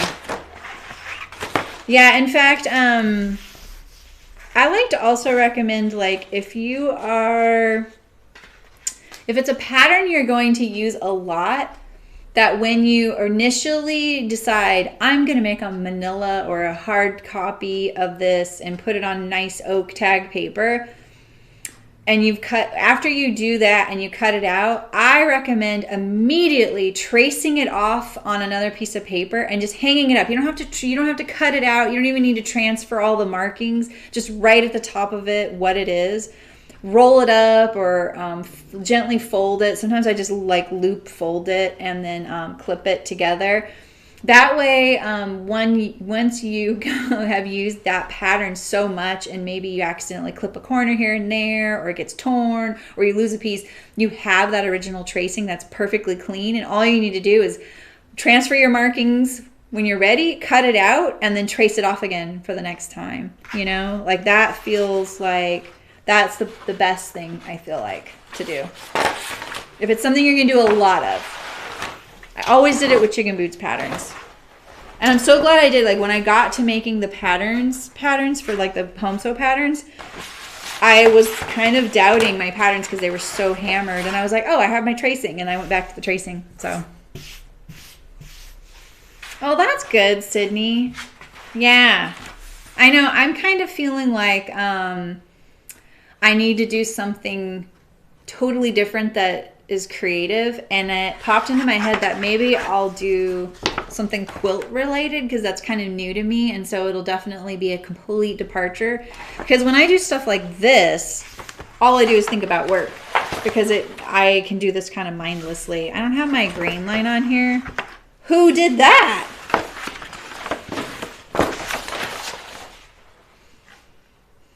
I'm getting confused with my pattern pieces. I need my Grainline.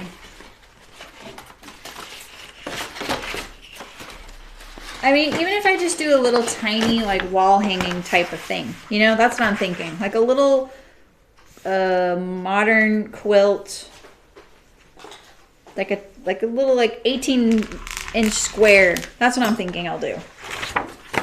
My walls could use stuff. I still haven't hung my things on the walls. Yeah, and tell us about your underwear. There was a gal that used to come to our stream a lot, Christy, who sews a lot of underwear now, and she's really inspired me. We're gonna do that this year for sure, you guys. All right. What's that? Okay.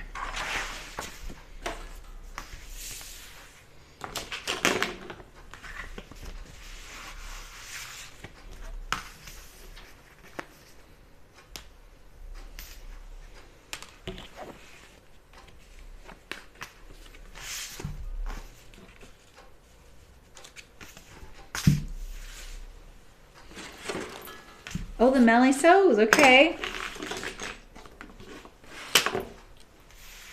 That's great. Good news. Okay, so that's my side back. I have some pretty big pattern pieces left here. I can put my yoke here. And the pocket can go, or I could do the pocket. That's probably what I'll do. That'll fit better, I think.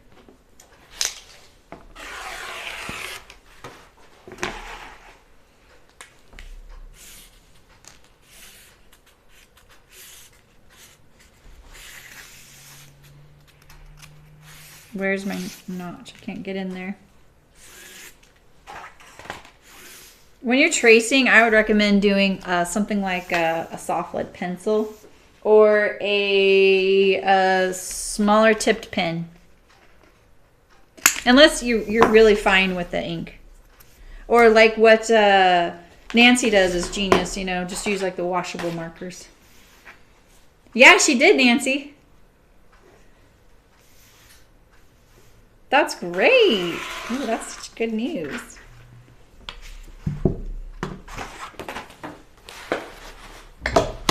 The good news about having like separate pattern pieces is that you can get them out of the way when they're done. It's like a sense of accomplishment, you know?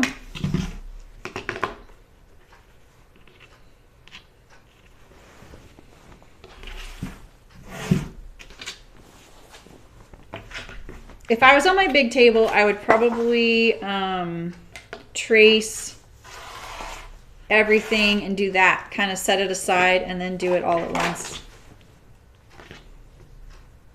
Because I could put them everywhere on the table, you know? Yeah, right, Malin? And you know, I've been working on... See, right now, I can look at the grain line on my fabric. It's pretty obvious on this. I still want to do the little, like, I call them peds. Those little tiny socks that I can wear under my, like I just wear with clogs and things. Because I use the wool ones. They're my favorite. Even in the summer, they're my favorite. So I decided I'm going to do a contrast peak of pocket. The only reason I wasn't going to do this is that I wanted it to be really obvious that it was reversible, but it doesn't matter. This is what I want. So, you know. I'm not trying to impress anybody. I just wanted a little bit of a sewing challenge. And where's my pocket? Not that one. So paranoid, everything's falling off the table here. Cuff, hand pocket. Where's the regular pocket?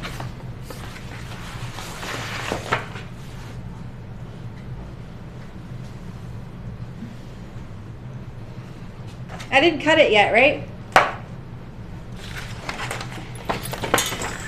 Where the heck is my pocket? The frisky now. No, well, I don't know, Sydney. I've just, you know how you have those and then like eventually you lose one from a matching pair. So I took one of the one that was remaining, and I cut it apart, and I'm making a pattern from it. And I'm gonna use, yeah, like leftover jersey and leftover wool scraps and leftover wool jersey scraps to make myself some of those. Because the ones I really like are hard to find. I know I don't have access to them without ordering them online. And I don't know. I thought it'd be a fun challenge. And I figure it'll dovetail really nicely into the panty and bra making because I need that really narrow fold over elastic.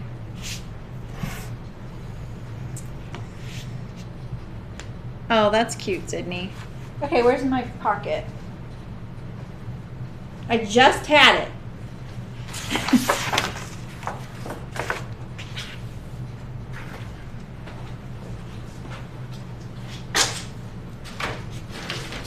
It's in the recycling bin. Okay. So let's see here. I have the sleeve and the yoke and all the bits and bobs left.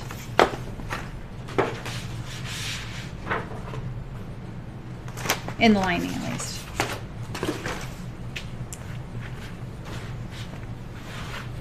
How's Australia doing these days? I was wondering that today. Our news is so consumed with political stuff right now that I feel like a lot of the updates on Australia have stopped, you know? I'm gonna have to Google it.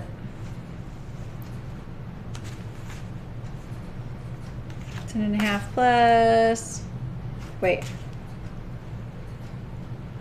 10.5. Oh wow, that looks straight to me.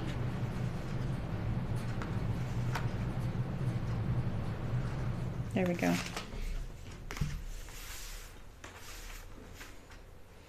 Oh, Sydney. Archer. I'm wearing a Cali. The thing is, I actually love the way the Cali looks. If you like the Cali and you haven't bought it yet, I would actually suggest getting the Mellow Low instead. I hate to say that, but I love, love, love the way the Cali looks and how it fits from the front. And maybe you won't have the issues I have, because I have the issue where everything looks like a pillowcase on my backside. And you'll notice, like, finding a picture of someone wearing the Cali from the back is almost impossible. And when I do, I'm always like, meh. You know, if you're fairly thin and petite, I feel like it hangs a little better in the back. But I'm not. I'm a little curvier, and I feel like it gets hung up in my lower waist. Yeah.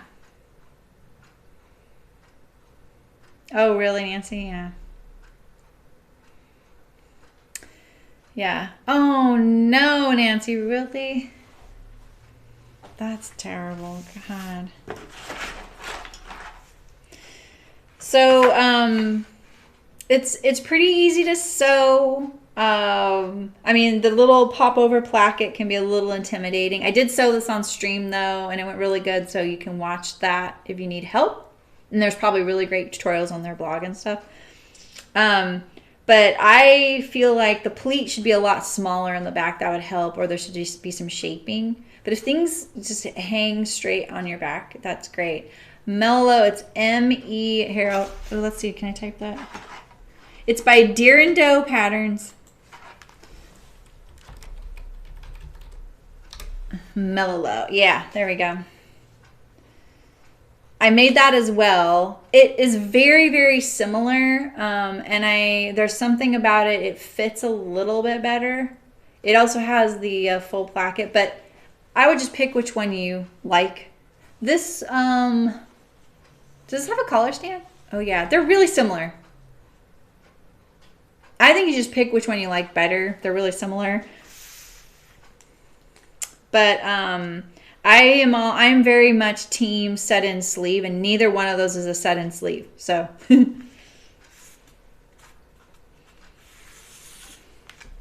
that's why I say Archer, but it's a completely different look. And I think the shirt the gal yesterday mentioned, the Granville shirt, is, I need to put that pretty high on my list. The only reason I haven't is because I actually had a pattern like that, and I kind of want to just make my pattern again. You know, why not? It's a good reason to push myself to do it. So yeah, Nancy, right? Okay, so I have my placket here, and I just usually cut it right now. So we can put it the ink there too. I'm gonna need some of these pattern pieces again for the other one. I'm not doing that both in that, but yeah. Every time I see the Cali shirt, I want it again and again. I think what I would really like to do is just draft a new back for it for my body. Things always pool there. They get hung up on my butt. I'm cutting this out so unergonomically correct. Okay, so let's...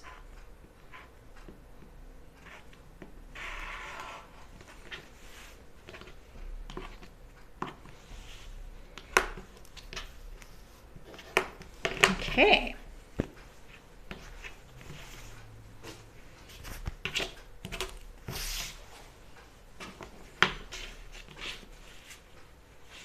Oh, yeah, that would help then. So you've made it. Yeah, well, that's because there's no set-in sleeve. That's why it falls back.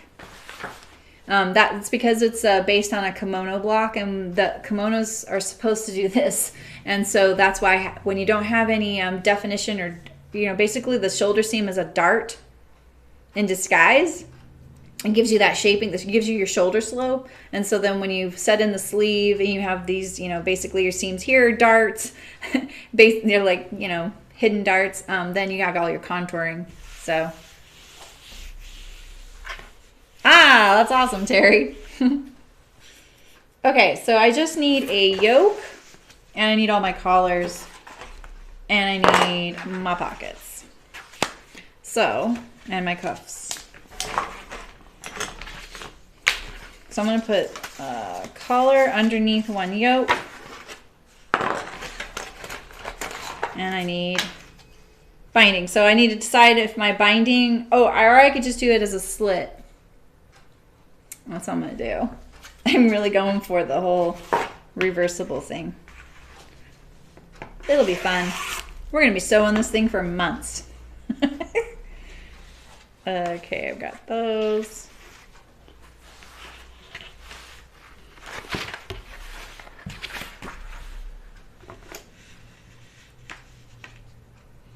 I really only need half of a cuff. Maybe I can get those there. All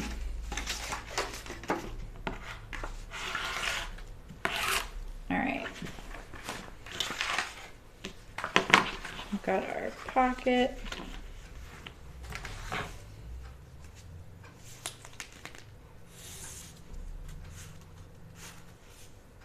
Jeez.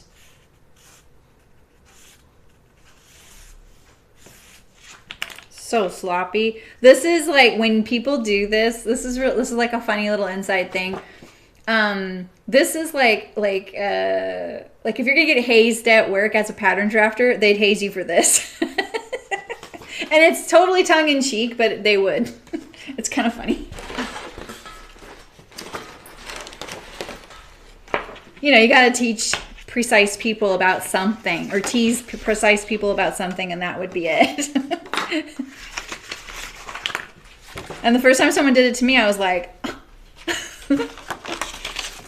I thought it was funny. And you'll have that one pattern that just always catches in the same spot for everybody, you know, even if you see it coming, you're like, I'm not going to get caught, and I get caught on it as I'm tracing it.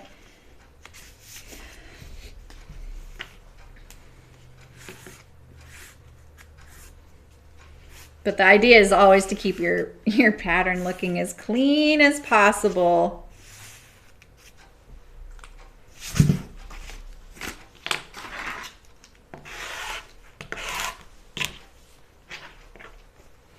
So I have pocket and yoke. And then I have all these collars.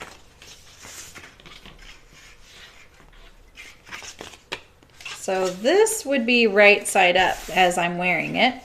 So that's what I'm going to do.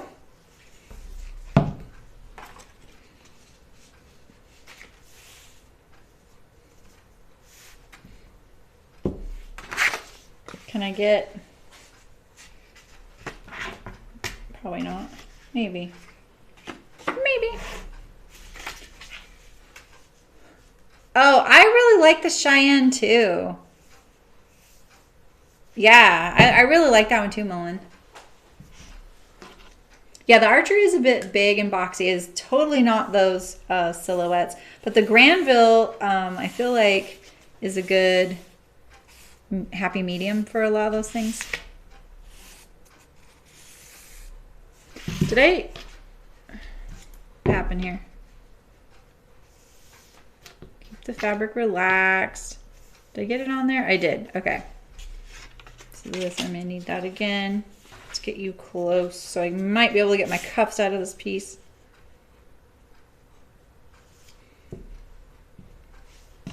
Well, here it is.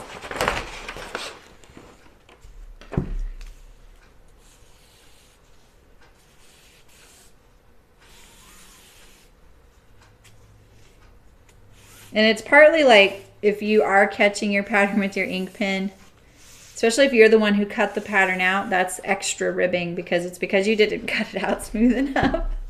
So nerdy.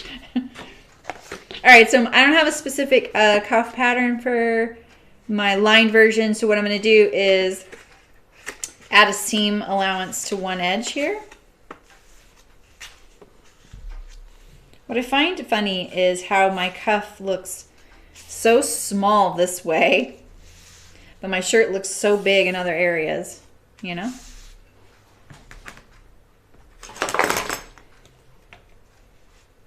Oh, wow, Sydney.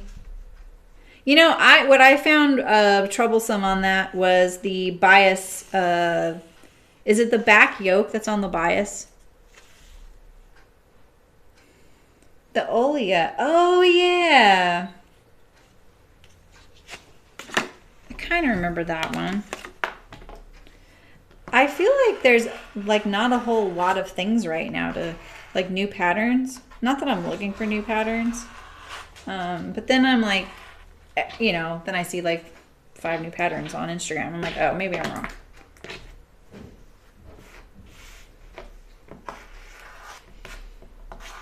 I'm not very fashion oriented. I'm just more about, well, maybe I shouldn't say it that way because the way I was taught is fashion is, shoot, I got a little notch in that, but I think it's inside my seam allowance, so I'm gonna be okay. I was taught that fashion is longer lasting, things that are everyday, things you can wear throughout your life, whereas fad is temporary, right? Or trend. And so I'm more interested in things I can wear for forever. And I really like very constructed things too, just for sewing wise, like my process that I prefer. Like I loved making the Clio. What a simple little thing, but I enjoyed the process of sewing it because we got all that pattern matching and top stitching. Oof, that was so fun.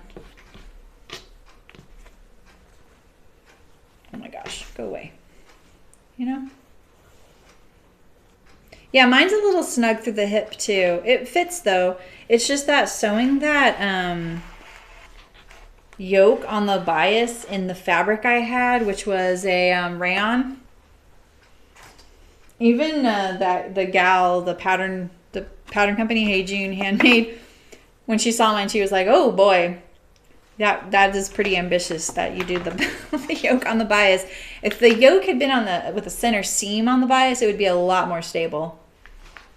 Yeah, exactly, Terry. Yeah.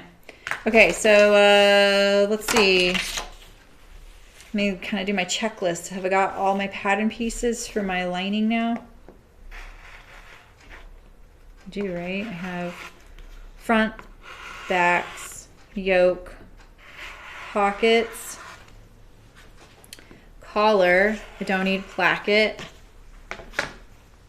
I'm doing the under pocket for the front. I think I've got everything, and I've got some fabric left just in case I forgot something.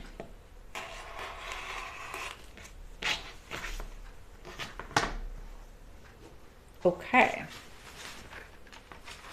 Do I have my collar? I have my collar. I have my sleeve. Yeah, we're good. Okay. Let's get rid of this.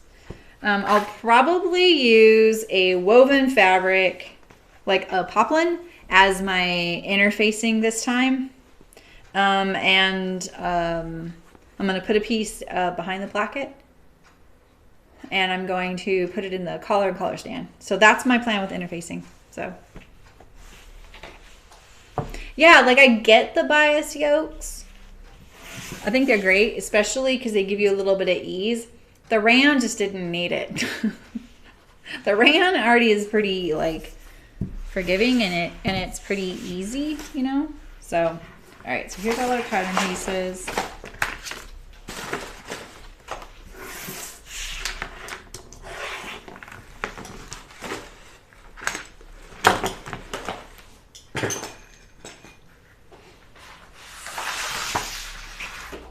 Okay, we're gonna do this.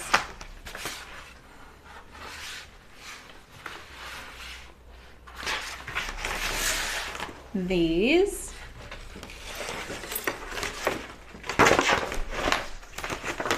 Put the pocket back on this one. And then we're gonna cut out the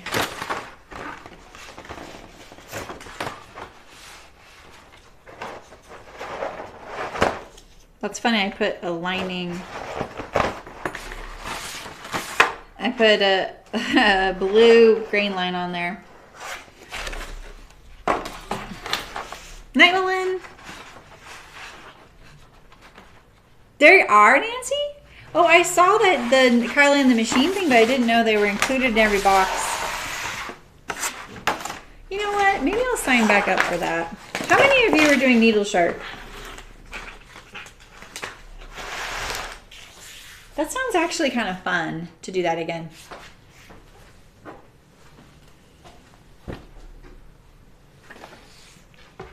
All right, here we go.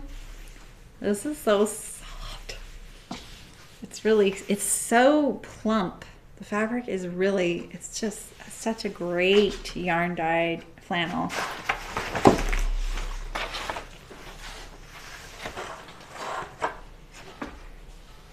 Are you still doing it, Nancy? Brooke showed me her pile of them.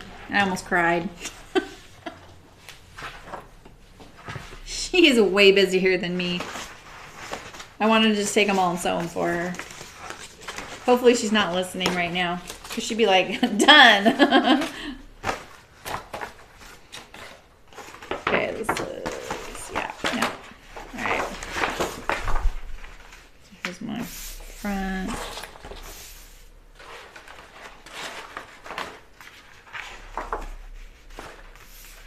I can see the green line on this too.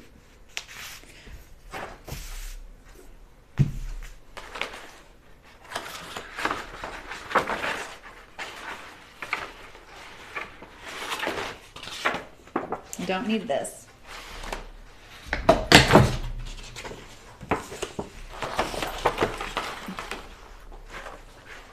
Oh, which one was that, Nancy?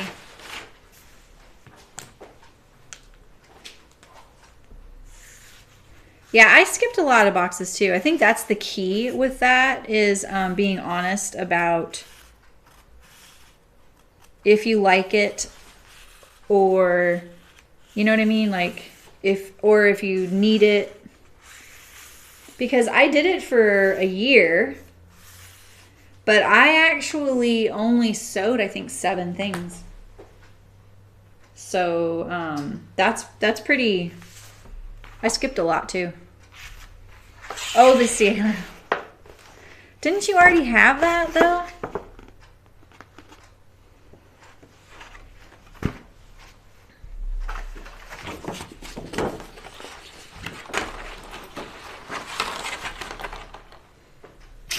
I think I'm gonna go out to lunch today. Oh no, I'm not. My husband just left town, so my daughter and I know we're gonna eat out a lot. We're really bad about it. We're really good at it. Okay, here's my darts marked. What's that? What's that? Okay. Let's cut this off. Is it this one I'm using with the thingy? Nope. Oh, this fabric's just a lot thicker too.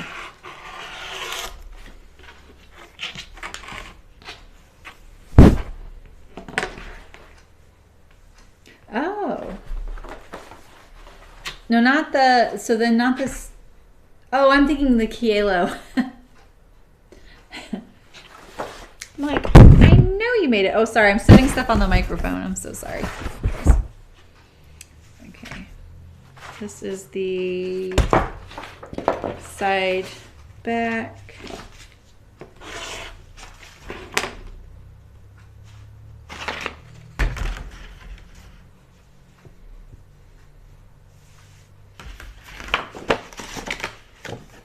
I'm just going to do this as one layer.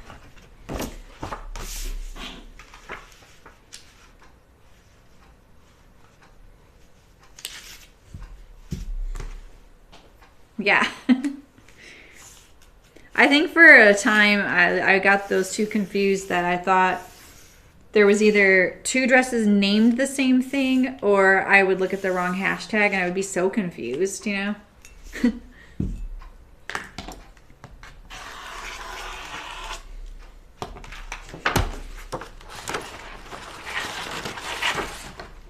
Okay. See, now this one I feel like the collar might look better. Actually, no, but I think the cuff would look better like that. So I'm gonna do the cuff.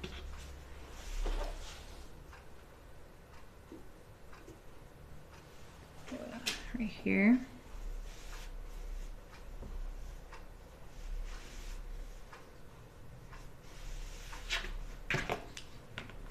I can't wait to sew tomorrow. This fabric is so thick, maybe I don't need an interfacing. I think that's why using the poplin will be good too. Let's see how this feels with just one. Yeah, I probably don't need a interfacing. Yeah, they're very different dresses. I think I kind of remember that. That's why I was so confused, I think. Because when Hart said, oh, we're going to send that to you, I was like, yeah, that sounds great. And then I started looking at the hashtag. I was like, huh. Looking at the exact wrong thing. Because probably someone posted a cielo, and I was like, oh, that's the dress I'm about to make. Let me check out the hashtag. And then I was like, wow, okay, wait a minute. Maybe I should look at what I just clicked first. And then I'd look at it again, and I'm like, yeah, that's not the dress I'm making.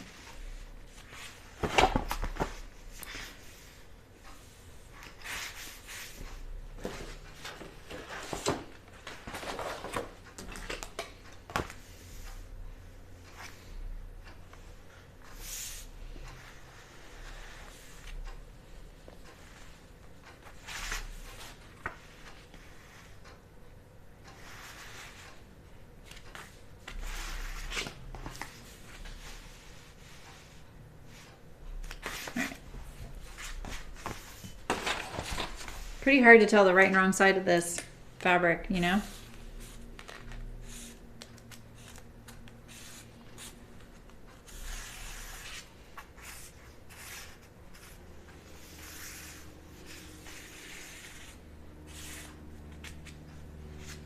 Okay. I might have enough of this, both of these, to make like a vest afterward.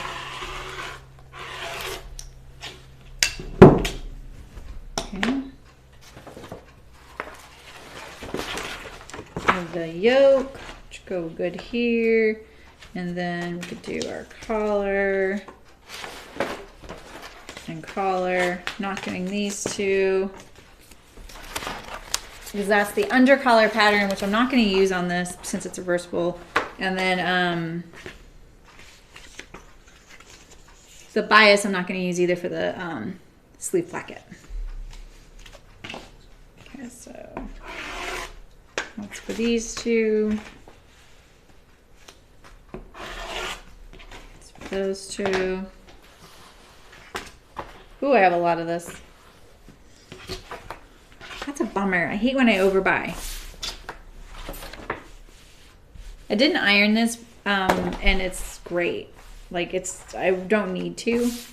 I could probably get it nice and flat if I wanted to, but I don't need to. It's nice. Plus, I don't want to, you know, iron it. How did I misjudge that? It's so crazy. 11 1/4.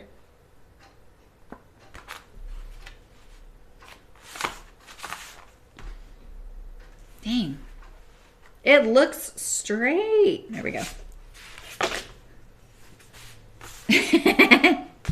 Is it, Nancy? Usually it's the rotary knife that really gets people watching me use that. Yeah, it is a little much to use a Sharpie. I agree. I don't like using chalk. It takes forever and it comes off, you know? So I don't use chalk ever when I'm tracing things out unless I absolutely can't have any ink on the fabric. And that happens sometimes. But I find the chalk to be pretty unreliable.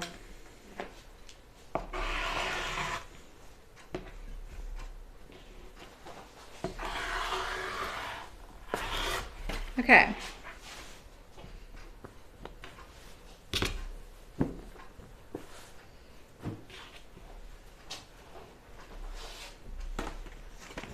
Need to trace these guys out.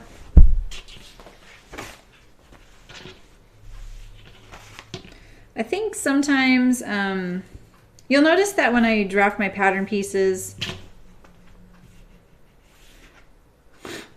I will, if it's a pattern on the fold, I actually do the whole thing. It's far more accurate to do that, and especially on these little pieces, it's better. And plus then it gives you the opportunity to open it out and see if it's going to work. And maybe if you're like centering any patterns or motifs or animals or whatever, it's a lot easier to deal with when you have the whole pattern piece. And it's more accurate because you won't, if you fold it and you don't get this on the fold perfectly, you will get a little like peak or a valley or a peak. And you don't really want that because you'll trim that off in sewing and it'll make it narrower, and it'll also change your seam allowance, so your seam line length. You don't want that. So it's a little bit extra work to make the pattern open up, but it'll make the sewing a lot better and the cutting. And you know, on top of that, like because I use the ink, I don't even have to use my knife to cut the notches because I can see them. If you're using ink that wasn't so Sharpie-ish, that'd be even better. So yeah, exactly, Nancy. Yeah, I love the Choco liner, but I saw someone using a what was I watching? Oh, I was watching someone sew waxed canvas. Was it waxed canvas? I'm pretty sure that's what I was watching, and it was definitely a different industry. It wasn't like geared towards home sewers with the bag, you know, the bag making world. And he had this really cool marking tool. I have to find that thing. I actually meant to go and look at it right away, and then I got sidetracked. Like I had to like leave whatever I was watching. And it was like a metal, like for lack of a better word, like an X-Acto knife, like the handle was like an X-Acto knife, and then the tip had this really small, sharp looking, I don't know, something. And I don't think it was like chalk that would wear down. It was actually because it was, whatever it was, would leave a mark, you know, like a stone.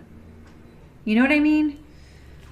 And it wasn't refillable or anything like that. It was like, you know, like it reminded me of like a glass cutter, you know, like so like with a little diamond tip. That's what it reminded me of. And I instantly was like, oh, I need to know what that is, because that would be great. Something that you know don't have to refill, doesn't wear out. And it's always good to look outside the home sew world, because the home sew world is marked up a lot towards home sewers. Unfortunately, they make it a very expensive hobby. I'd rather save my money for paying, like, you know, independent pattern designers.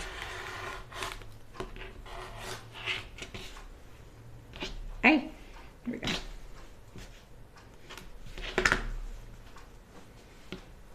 Yeah, and maybe what I was seeing was not what I was thinking it was, you know, and that's what I wanted to investigate further, because it might not have been, maybe I was assuming all that. Yeah, exactly, Nancy. But this was it. Yeah, but I think it was an actual stone, so the stone wouldn't rub off or wear down. It just stayed this sharp tip, you know. And like on the wax canvas, that would be easy. You could just like run a line on wax canvas. It's going to leave a line, right? But he was talking about he was sewing canvas like a sunbrella. So that was, and it was still leaving like what looked like a chalk line, but it wasn't chalk. So I really want to look at that. I have to remember how I found that. But I think it was because, now that I'm thinking about it, I think it was because when I bought some wax canvas recently, and they had a video on their site embedded in the product description, which is so smart, about, oh, I need a new blade. They had a video about how to handle the wax canvas, which I thought was really interesting because I've seen it before and I've heard lots of talk about it, and I've like played around with it a little bit.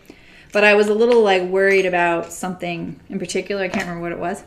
And so I looked at their little video, and it was really cool because then she just whipped out a hairdryer and went like this, and all of the crinkles just disappeared. I was like, oh, okay. Because at least you could do that for, you know, like if you were making and selling things, right? You could make it look nice at the end. So what I think happened is when I was watching that, whatever distracted me and pulled me away, I was already starting to get distracted, but the autoplay played the next video and it wasn't theirs. It was a completely different company. And that's where I saw the tool. Yeah, I'll try and find it. Nancy, that's right. Exactly. I don't need this pattern piece. Ooh, new blade incoming. Woohoo! Still pretty stout fabric though.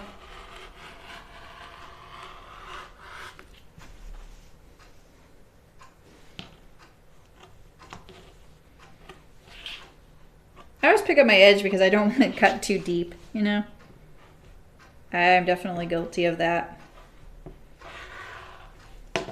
I'm not going to cut this one all the way because I have to sew them together. I don't want one to be deeper than the other.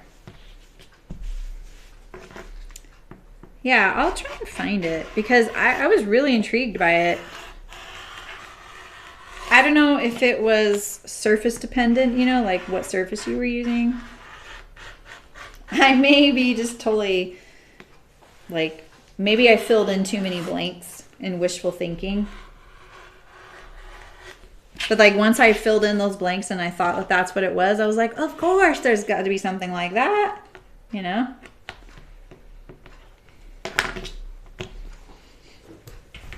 All right, we're down to 2 more pieces. Not bad. I created a pattern today. And we cut out all the pieces except for the interfacing. Probably could have ended the stream earlier, but I'm going to be doing this anyway, so you have to tag along. You can see that gentle curve now on the top of my back, center back where the yoke seam is now too. Maybe I was having a dream. Maybe I need to invent it. Is that what you're saying?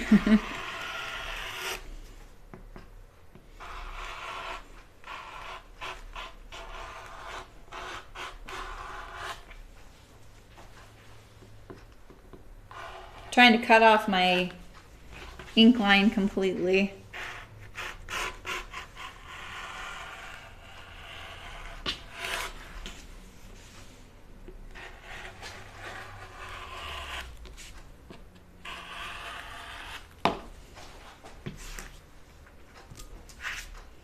Dang, I think Twitch just totally bit the dust today.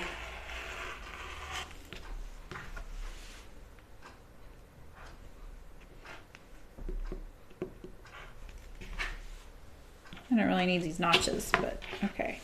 All right. Let's look over my stuff here. Fronts, back. This is what I would do off camera anyway. I always make sure I have everything in the order of how I'm gonna sew it. You know, this one right here is the outer fabric. It's a yarn dyed flannel, super gushy.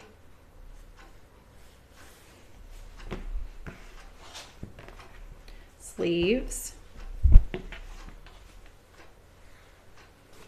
I got this at my local fabric store. I don't know what it is. I'm sorry. I feel like it's one of the bigger fabric companies did this, a series of, like it's like Robert Kaufman or something like that. And it's more of a, like a dusty blue, dark dusty blue and cream thread. Camera doesn't pick up on it very well. It pretty much goes with the floral. Well enough, right? Once it's sewn together, it will. Funny how that works.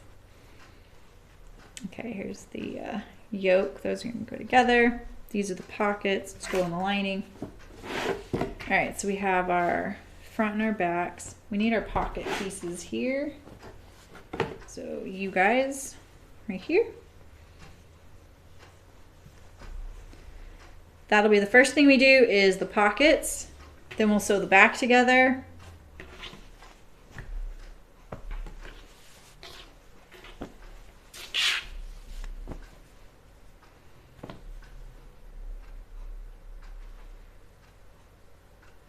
Yeah. I'm actually doing the yoke separate, so we'll do that. The sleeve is all by itself as well. Like that. We have our front chest pocket. And this sleeve is going to go here. And then these are the backs. Where's my center back? Here it is.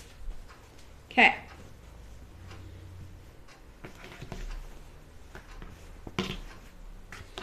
Yeah. Front, back. There we go. Sleeves. Collars are always last.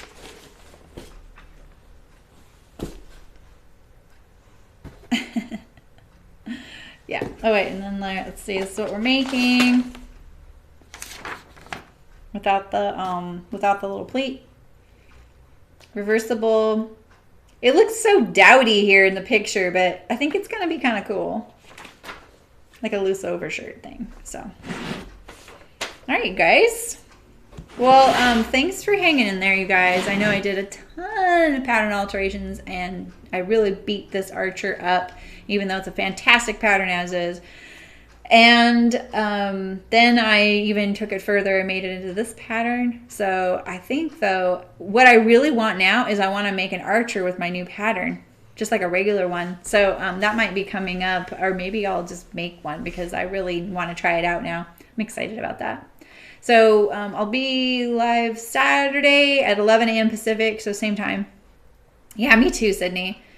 And I'm probably going to take it kind of slow. Like usually I would do this in like a part 1, part 2. But we are fully lining it. And I am kind of taking things a little slower now. So yeah, you're welcome, guys. Thank you. Thanks for coming.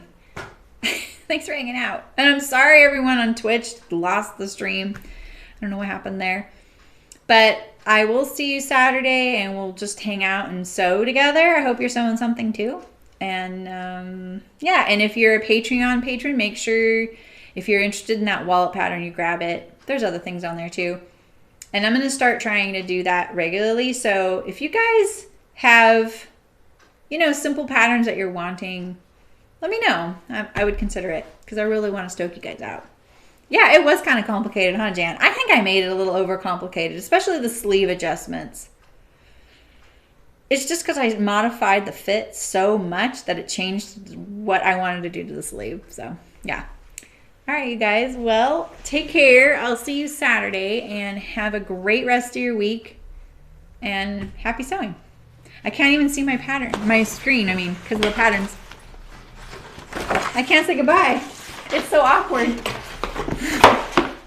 I hate goodbyes. All right. Bye, guys. See you guys later.